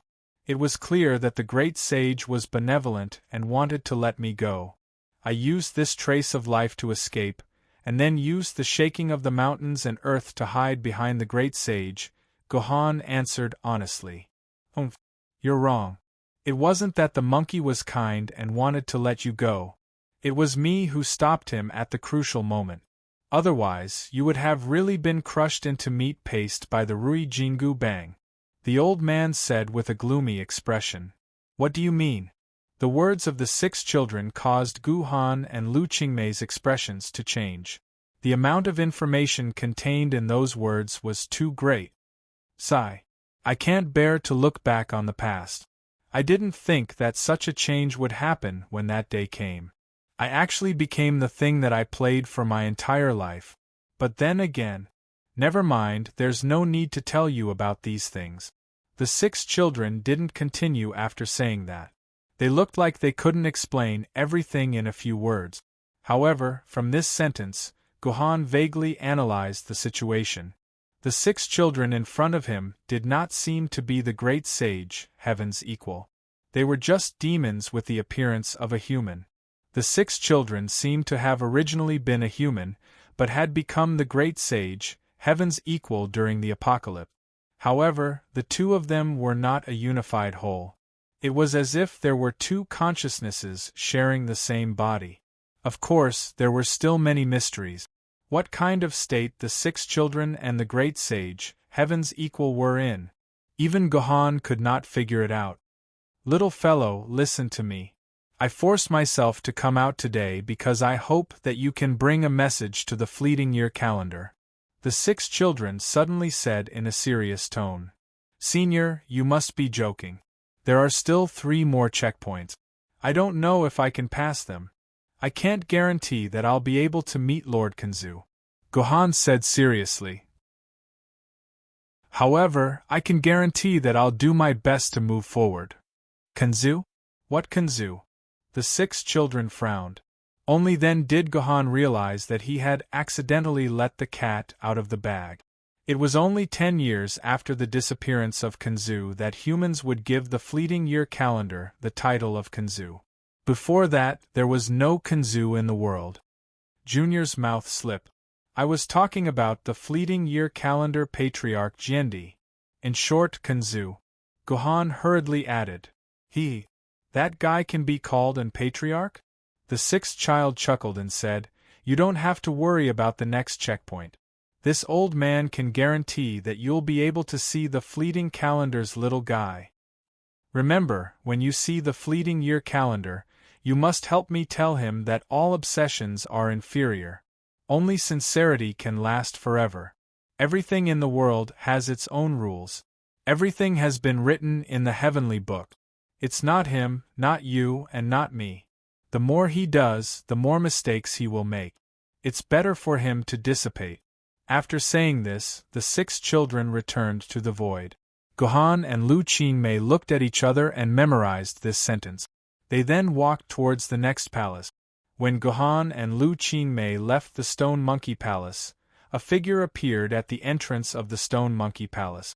This person was none other than the Cardinal Sword Spirit. The Cardinal Sword Spirit was extremely excited when he saw the sky-mending stone in the middle of the Stone Monkey Palace. He rubbed his whole body against the sky-mending stone like a kitten or puppy. Eat my staff. Unexpectedly, after the Cardinal Sword Spirit rubbed against the sky-mending stone a few times, a Rui Jingu Bang came out of the void and hit the Cardinal Sword Spirit's lower abdomen. The Cardinal Sword Spirit was knocked out of the Stone Monkey Palace and flew back to the entrance of the 12 heavenly palaces. This was why the scene at the beginning of Chapter 959 happened. The Cardinal Sword Spirit didn't think that there was anything wrong with this. This was the great sage's personality. He didn't catch the Rui Jingu Bang because he wasn't strong enough. However, if the Cardinal Sword Spirit knew that the 2 people who passed the checkpoint had the choice of choosing 1 out of the 10 hairs, he might vomit blood and die from anger. Chapter 983. Military Governor, what do you think is going on with the great sage, heaven's equal, and the 6 little children? Why do I get the feeling that there's a huge secret hidden in this? Lu Qingmei had been thinking about this question along the way, but she could not come up with an answer. She had no choice but to turn to the seemingly smarter military governor. Perhaps. Gohan was clearly not interested in the 6 little children and the great sage, heaven's equal. Truth be told, he had no idea what the 6 little children and the great sage, heaven's equal, were, and what their relationship was. How could he possibly know the answer to such a question? But I think there's something else we should be concerned about. Don't you think it's strange? We haven't even seen the 10th palace yet. Lu Qingmei was shocked to realize that she had been away from the Stone Monkey Palace for quite some time now after hearing the military governor's words. Logically speaking, the 10th palace should have appeared in front of them the moment they left the Stone Monkey Palace. But now they were walking on a mountain path shrouded in mist, and the 10th palace was nowhere to be seen. The 12 skyscraping palaces are obviously named according to the order of the Chinese zodiac. According to the rules, the 10th palace should be related to chickens. Lu Qingmei mumbled to herself, "Say, what should the 10th palace be called? Rooster Palace? Hen Palace? Little Chicken Palace? But why do I have a feeling that according to Jiandi's naming style, it's more likely to be called Rooster Palace?" When Lu Qingmei spoke of the Chicken Palace, her voice had already become extremely soft. Moreover, after saying these 3 words, her face became even redder. At the same time, she secretly cursed herself for being shameless. I must have been influenced by this stinky military governor. My mouth is full of nonsense. Look, what's that? Said the military governor as he pointed to the front. Lu Qingmei followed the direction of the military governor's finger, and saw a chicken coop in the middle of a field of grass. The coop was deserted, and there was not a single chicken in sight. Guhan and Lu Qingmei walked into the coop, and discovered that there were 2 chicken nests in the coop. An egg was placed on each of the nests, and nothing else. What does that mean? Could this be a test for us? Lu Qingmei keenly sensed that this chicken coop and these 2 eggs should be related to the 10th palace's test. The reason was simple. According to the order of the 12 zodiac signs, the 10th house should be a test related to chickens, and there happened to be a chicken coop and 2 eggs here. Even a fool could guess that there must be a connection between them. Lu Qingmei walked around the chicken coop, but she couldn't find any hint. She didn't know what kind of test it represented. Lu Qingmei searched for a long time, her forehead was full of sweat, but she still couldn't find any clues. On the other hand, Guhan stood there calmly without moving, which made Lu Qingmei a little angry. She angrily returned to the military governor's side and said, "What are you doing here? I've been looking for half a day. Now it's your turn." "All right." Guhan agreed readily. He didn't say much and directly stepped into the chicken coop. He sat on one of the chicken coop and pressed the egg under his butt. "What are you doing? What if you crush the egg?" Lu Qingmei said in a panic. "Of course I'm incubating the egg," Guhan said calmly. "The chicken coop in a normal chicken coop should be one, not divided into 2 separate chicken coop like this. More importantly, don't you think this chicken coop is too big for a hen?" After Guhan finished speaking, he didn't explain anything. Although Lu Qingmei wanted to refute the military governor, she couldn't say anything. Obviously, Lu Qingmei also felt that what the military governor said made sense. Helpless, Lu Qingmei could only imitate the military governor and sat next to the military governor, putting the egg under her butt. However, after sitting on it, Lu Qingmei couldn't help but say, "I heard that it takes 21 days for a hen to incubate an egg. Are we going to sit here for 21 days? I'll sit here for an hour at most." Guhan opened his eyes and turned his head to Lu Qingmei. "If there's no reaction from this egg within an hour, I'll kill myself." What did you say?" Lu Qingmei was stunned. This military governor was too cruel to himself. If the egg couldn't hatch within an hour, he could just give up the skyscraping 12 temples test and go down the mountain. Why would he kill himself? Was this person crazy? Lu Qingmei didn't have time to think about it. Suddenly, she felt a movement under her butt. Lu Qingmei could clearly feel the egg under her but shaking slowly. At the same time, there was a slight knocking sound from the inside of the eggshell to Lu Qingmei's butt. It was as if there was a little life in the eggshell that was about to break out. Damn! It's only been a few minutes, and it's about to hatch. Lu Qingmei turned her head to look at the admiral's reaction, only to find that he had already stood up from the chicken coop. The egg under his buttocks began to vibrate violently like a jumping egg. At the same time, cracks began to appear on the eggshell. It was obvious that the chick was about to break out of its shell. At the same time, Lu Qingmei found that the egg under her but had also become a jumping egg. The vibration made her lower body feel numb. Lu Qingmei quickly jumped up from the chicken coop and found that there were some faint water stains on the eggshell. She immediately looked at the military governor with a guilty conscience. When she found that the other party didn't pay attention to her egg, she breathed a sigh of relief and began to quietly wait for her chick to hatch. Because Gohan hatched earlier than Lu Qingmei, Gohan's chick was also the first to come out of the eggshell. When a new life broke out of the eggshell in Gohan's egg and came to this brand new world, Lu Qingmei, who was watching all this, seemed to feel the glory and shock of life.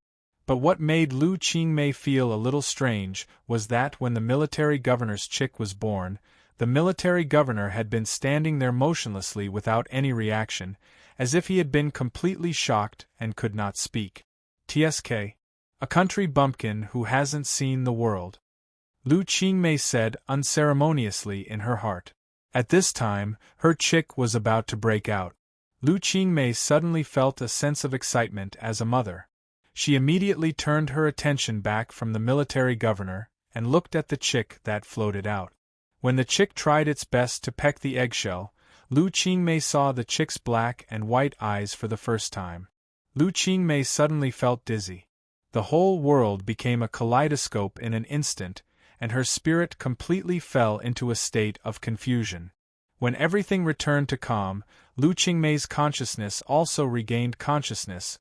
Lu Qingmei was surprised to find that the whole world was different.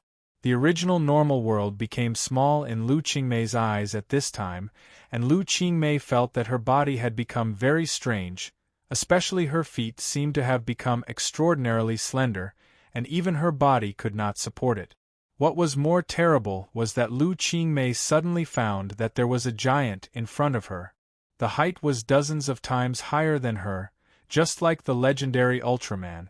Did I come to the legendary giant country? But soon Lu Qingmei reflected that the giant in front of her was not Ultraman, but herself. Yes, the giant in front of Lu Qingmei was Lu Qingmei's own body. Gggg. Lu Qingmei wanted to speak, but the sound coming out of her mouth turned into these cries. Lu Qingmei panicked. She looked down at her body, and was surprised to find that her body had suddenly become fluffy and wet. Her whole body was covered with feathers that were stuck together by some kind of mucus. She wanted to wave her hands, but found that what she waved was a pair of bare wings. What's going on? Could it be that I've become a chick? After a while, although she was not willing to believe this fact, Lu Qingmei had to admit that she had become the chick that had just broken out of its shell. At this time, Lu Qingmei's fear, and loneliness could be imagined. She immediately looked at the position of the military governor, wanting to confirm the situation of the military governor. What made her feel relieved was that the military governor's body was also standing motionless in the same place as her body, but the military governor's chick seemed to be extraordinarily calm. It didn't flap its wings randomly like Lu Qingmei, nor did it look around in fear like Lu Qingmei. Its pair of small eyes didn't have the same kind of fear like Lu Qingmei. Instead, it revealed a kind of calm wisdom. However, it was this kind of calm wisdom that made Lu Qingmei confirm that the military governor had also entered the chick's body like her. Otherwise, how could the eyes of a newborn chick reveal the calm light of wisdom? Gggg. Lu Qingmei struggled to break out of the eggshell with her little chicken legs, but Lu Qingmei was obviously not proficient in using this new body. After struggling for a long time, she was still stuck in the eggshell and could not get out. Just when Lu Qingmei was feeling completely disheartened, she suddenly felt something hit her hard, abruptly knocking her out of the eggshell. Lu Qingmei raised her little chick's head in doubt and saw another chick standing in front of her, listening to her body valiantly and looking at her quietly. Is this the military governor? Lu Qingmei could not help but show a trace of a bitter smile. I'm really too bad. I didn't expect that at this time. I still need the military governor to save me. But then again, men are really more reliable. Lu Qingmei's little chick's face actually showed a shy expression. Chapter 984. After struggling for a while, Lu Qingmei finally managed to control the chick's body, and at the same time, she also understood the situation she was in. She had indeed become a chick that was hatched by herself.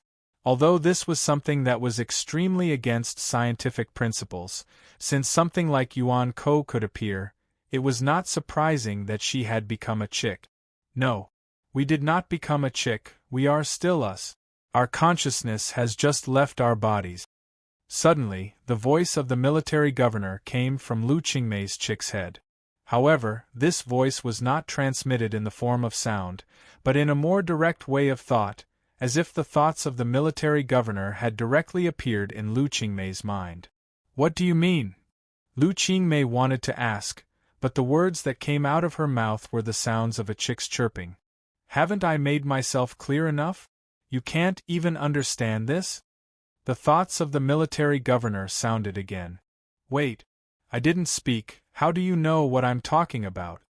Lu Qingmei was still making chirping sounds, but it was obvious that the military governor could understand what Lu Qingmei was saying. This is the best evidence, the military governor explained, because our consciousness has left our bodies. I can hear what you want to say without using sound. Similarly, if you use your thoughts to perceive, you can also know what I want to say. Well, explaining these things to Lu Qingmei is a very tedious thing, we will not repeat them one by one. Anyway, it took Gohan about 10 minutes to explain to Lu Qingmei clearly. What the military governor meant was that they did not become a chick, they were still human beings, but their consciousness had been transferred to the chick's body by some means, or their consciousness was still in their own brain, but through some means connected with the chick's brain, they could perceive and control the chick's every move. The simplest evidence was that the bodies of Gohan and Lu Qingmei were still in the position when they lost consciousness, and the physical signs of their bodies were still stable, and their chests were also moving up and down vigorously. These two bodies did not seem to be dead. Instead, they seemed to be in a deep sleep. According to Gohan's metaphor, their bodies had become a remote control, controlling the little chick's every move. However, this remote control had lost control of itself, so it looked like it had become a little chick. This was also the reason why Gohan was able to communicate with Lu Qingmei through his consciousness. It was because their consciousnesses had become independent, free from the constraints of their bodies. Then what should we do now? After finally figuring out the situation and learning to communicate with her consciousness, Lu Qingmei asked the military governor in a panic. All the previous tests had prompts, and as long as one followed the prompts, they would be able to move forward. It was completely different from the current situation. There were no prompts at all, and she had turned into a chicken. Lu Qingmei was completely at a loss. I guess the test of the 10th palace has already begun. As long as we can regain control of our bodies, I think we can pass the test of the 10th palace. Although the military governor's words were just a simple judgment without any evidence to support it, Lu Qingmei felt that it was very reliable. But when Lu Qingmei heard it, she felt that it was very reliable. She couldn't help but believe the commander's words, because no matter what, even if regaining control of the body couldn't pass the test of the 10th palace, regaining control of the body wouldn't go wrong. People always couldn't help but want to return to the state of life they were used to. So the question now was, what should Lu Qingmei and Gohan do to return to their original state? One had to know that there were no prompts in the whole chicken coop, and Lu Qingmei and Gohan's bodies were just two newborn chicks. What gave Lu Qingmei a headache was that the chicken brain, especially the chicken brain, was about the size of a watermelon seed. Using her brain to think about some problems made Lu Qingmei feel mentally exhausted. She was eager to find a place to sleep. I don't know. Gohan's thought was transmitted coldly. I'm sleepy, I'm going to sleep first. Lu Qingmei turned her chicken head and saw the military governor's chicken lying in the chicken coop and sleeping, as if he did not care about the fact that he had become a chicken. Lu Qingmei was helpless, and at the same time, she could not resist the waves of sleepiness. She could only sleep with the military governor. Lu Qingmei was awakened by bursts of hunger. When she opened her eyes, she found that her body was constantly feeling hungry. It was a hunger that could only be felt after starving for a month. If she could, Lu Qingmei felt that she could eat at least 200 to 300 chicken legs. Wait, what are you eating? When Lu Qingmei turned around, she found that the military governor was actually eating a white thing with relish. This bad guy, there was delicious food, but he did not call me. Eggshell. The military governor replied concisely. Lu Qingmei looked carefully. That white thing was indeed an eggshell. How can you eat this thing? Can this thing be eaten? Lu Qingmei said incredulously. The eggshell of living creatures is rich in calcium and some trace elements that can help the growth of chicks. Eating one's own eggshell can not only replenish the energy that chicks need, but also accelerate the growth of chicks and strengthen the chick's bones. Simply put, eating one's own eggshell is a thing that has hundreds of advantages and no disadvantages. If you are not interested in your own eggshell, then I can help you eat your eggshell.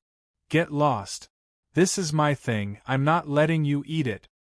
When Lu Qingmei heard this, she immediately flapped her young chicken wings to protect her own eggshell.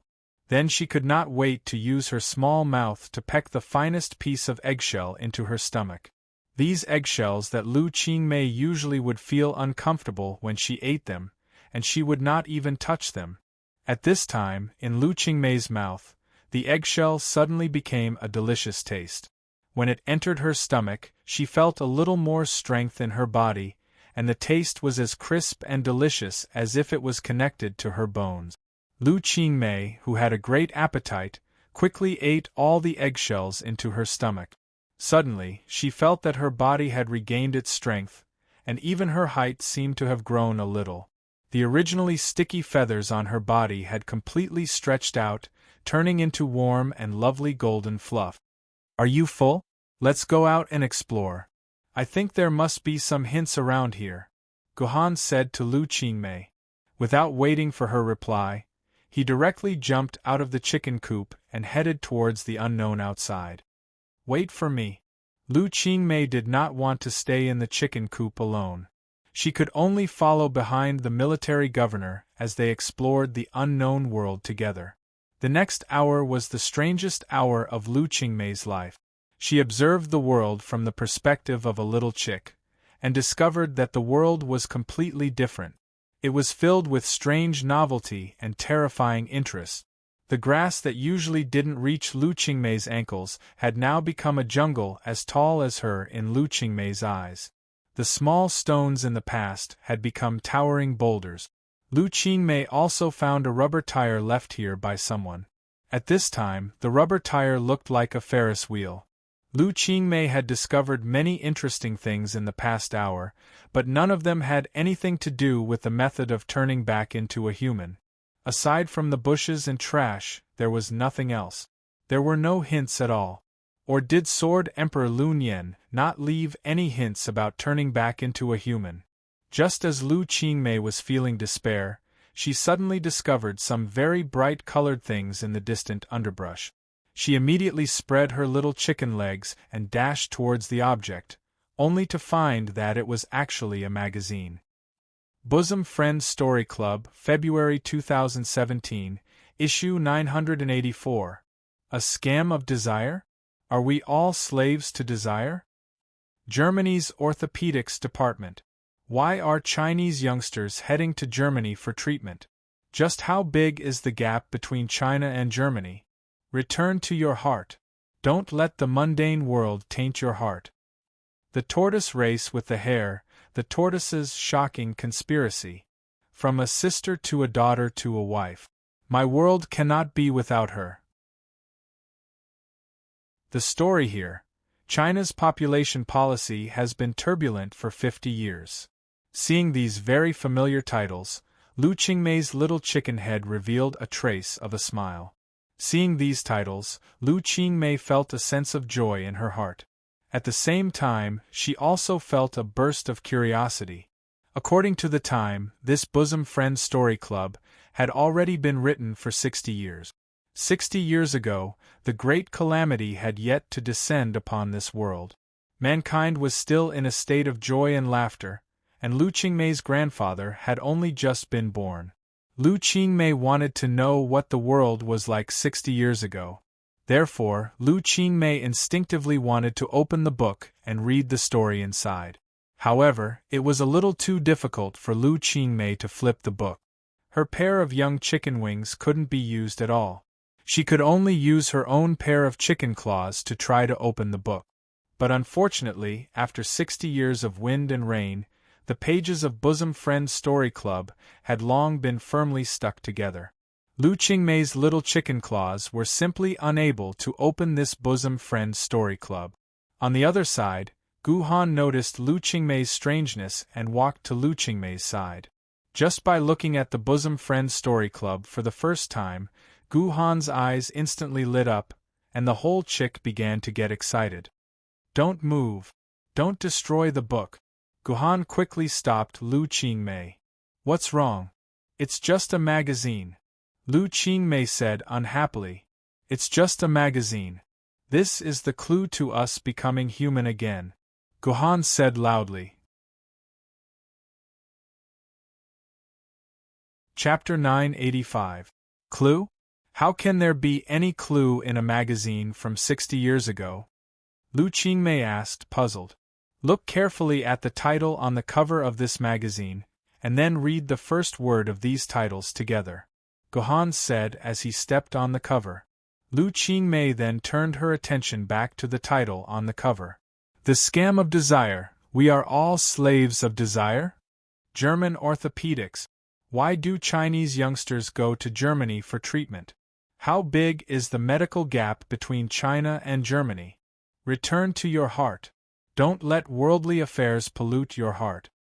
The tortoise race with the hare, the tortoise's shocking conspiracy. From my sister to my daughter to my wife, and finally to the court. My world can't be without her." The story here, China's population policy has been turbulent for 50 years. Desire to return to the tortoise. Desire to return to the tortoise. Lu Qingmei timidly linked the first words of these titles together. After reading through it a few times, she immediately came to a realization. If you want to return, you have to start from here. Could it be that the way to return is hidden in this magazine? Lu Qingmei immediately felt excited, but at the same time, she felt deeply ashamed. She was the one who found this magazine first, but her attention was completely attracted by the contents of these titles. She only wanted to read the words in the magazine, but she didn't even think about whether there was a deeper meaning hidden in these titles. In the end, it was Gu Han who saw the magazine for the first time who discovered the mystery within. But even if we know the mystery of returning is hidden in this magazine, it's still not easy. This magazine has dozens of pages and tens of thousands of words. God knows where the clue is hidden. Although the military governor found the mystery, Lu Qingmei was unwilling to give up. She simply used these questions to embarrass the military governor. And this was also the truth. The magazine published normal articles, and it was too easy to hide clues in the articles. With the ever-changing characteristics of Chinese characters, Lu Qingmei felt that she could comprehend hundreds of thousands of different clues from tens of thousands of words. If there was no hint, no matter how many clues she found, it would be useless. Pay attention to this sentence, pay attention to that word. As Gu Han spoke, he stepped on a chicken claw.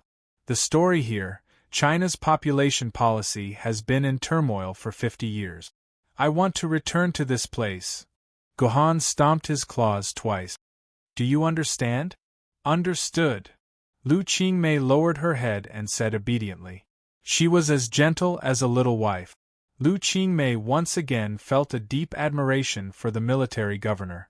At the same time, she also understood that wanting to compete with the military governor in terms of intelligence was simply a pipe dream. If he wanted to return to normal, he would have to rely on the wisdom of the military governor. In other words, the secret to turning back is actually in this article? The article that Lu Qingmei was referring to was naturally the article on China's population policy. Gohan nodded. Then we must also turn to this page. Lu Qingmei's little chicken claws kicked the pages of the book. In the end, we still have to open this book. But with our current strength, we can't open this book. It's destined to be a waste of effort. Let me try. Gohan frowned and tried to open the magazine with his chicken claws. But the result was the same as Lu Qingmei's. The body of this chicken was too weak. Gohan couldn't even open a page of this magazine. Then what should we do now? Lu Qingmei spread her chicken wings and asked Gohan. Gohan didn't answer. Instead, he kept pondering and thinking deeply. Lu Qingmei didn't dare to disturb Gohan. She could only quietly wait for Gohan to come up with a good idea. About 10 minutes later, Gohan, the little chick, suddenly started to dig the ground with all its might. What? You thought of a way? Lu Qingmei immediately asked with joy. No. I'm just hungry. An earthworm suddenly burrowed out from the soil that Gohan's little chicken claws had dug out. Gohan's eyes were sharp and his mouth was quick. He immediately used his sharp beak to grab the earthworm into his stomach and swallowed it in a few bites. He even let out a faint burp. So disgusting. This scene made Lu Qingmei want to vomit. The military governor suddenly ate an earthworm. This was something that Lu Qingmei couldn't accept. She only recovered after retching for a long time. But she didn't know if it was because she retched too hard. Lu Qingmei's stomach became particularly hungry after this. It was as if she had returned to the state when she woke up without eating the eggshell. Hungry? Gohan keenly noticed the change in Lu Qingmei. Then he looked at the soft soil around and said, "There should be a lot of earthworms nearby. You can feel the vibration of the ground and you can dig them out." No! Lu Qingmei decisively refused. That thing is too disgusting. How can you eat it? As you wish. Lu Qingmei's hunger was Lu Qingmei's business. It had nothing to do with Gohan. Gohan continued to dig in the soil. From time to time, an earthworm would come out and be eaten directly. In the blink of an eye, more than a dozen earthworms had died. Lu Qingmei didn't know if it was an illusion. She felt that after Gohan ate the earthworms, his whole body seemed to grow at a speed visible to the naked eye. She and Gohan were the same height as Gohan, but now Lu Qingmei felt that she seemed to be a head shorter than Gohan. This point was completely revealed after Gohan ate hundreds of earthworms. Gohan's body was not just a head bigger than Lu Qingmei's, but it was almost twice as big. At the same time, the feathers on his body were more plump, and his body was gradually approaching that of an adult chicken. This showed that this was not a simple increase in body size, but Gohan had grown up, and this growth speed was more than 100 times faster than a normal rooster. However, at this time, Lu Qingmei had no time to care about Gohan's growth speed. The intense hunger was constantly attacking Lu Qingmei's brain. Looking at Gohan constantly eating, Lu Qingmei's body constantly produced a strong appetite, urging Lu Qingmei to eat the delicious earthworms into her stomach. Lu Qingmei completely relied on human reason to suppress this kind of appetite, otherwise she could rely on her body's instinct to devour all those earthworms. Eat! Suddenly, Gohan, who had eaten and drank to his heart's content, threw an earthworm in front of Lu Qingmei. The body of an earthworm contains a large amount of protein and lipids. At the same time, there are hundreds of kinds of nutrients that the body needs. The nutritional value is extremely high. It is said that before the Great Destruction, there was a longevity village in Guangdong. The old people in this village had the habit of eating earthworms. Our ancestors had eaten earthworms long ago, not to mention that you are now a chicken. Chickens eat earthworms. When Los Angeles was besieged 200 years ago, many people in Los Angeles survived by eating earthworms. That's all I have to say. Whether you eat it or not is up to you. After saying that, Gohan left Lu Qingmei. Lu Qingmei hesitated for a long time, and finally made up her mind. She closed her eyes and ate the earthworm into her stomach. When the earthworm entered her mouth, Lu Qingmei felt as if she had eaten a peerless delicacy. The sweet fragrance with the smell of the earth made Lu Qingmei unable to control herself for a long time. It was really delicious. As the saying goes, if there is one, there will be two, and if there is two, there will be three. After eating an earthworm, it was not difficult to eat more earthworms. Lu Qingmei simply let go of her stomach, and learned from the military governor to dig out earthworms from the soil, and ate them one by one. Lu Qingmei felt that her stomach was like a bottomless pit. She ate one earthworm after another, but she never felt full.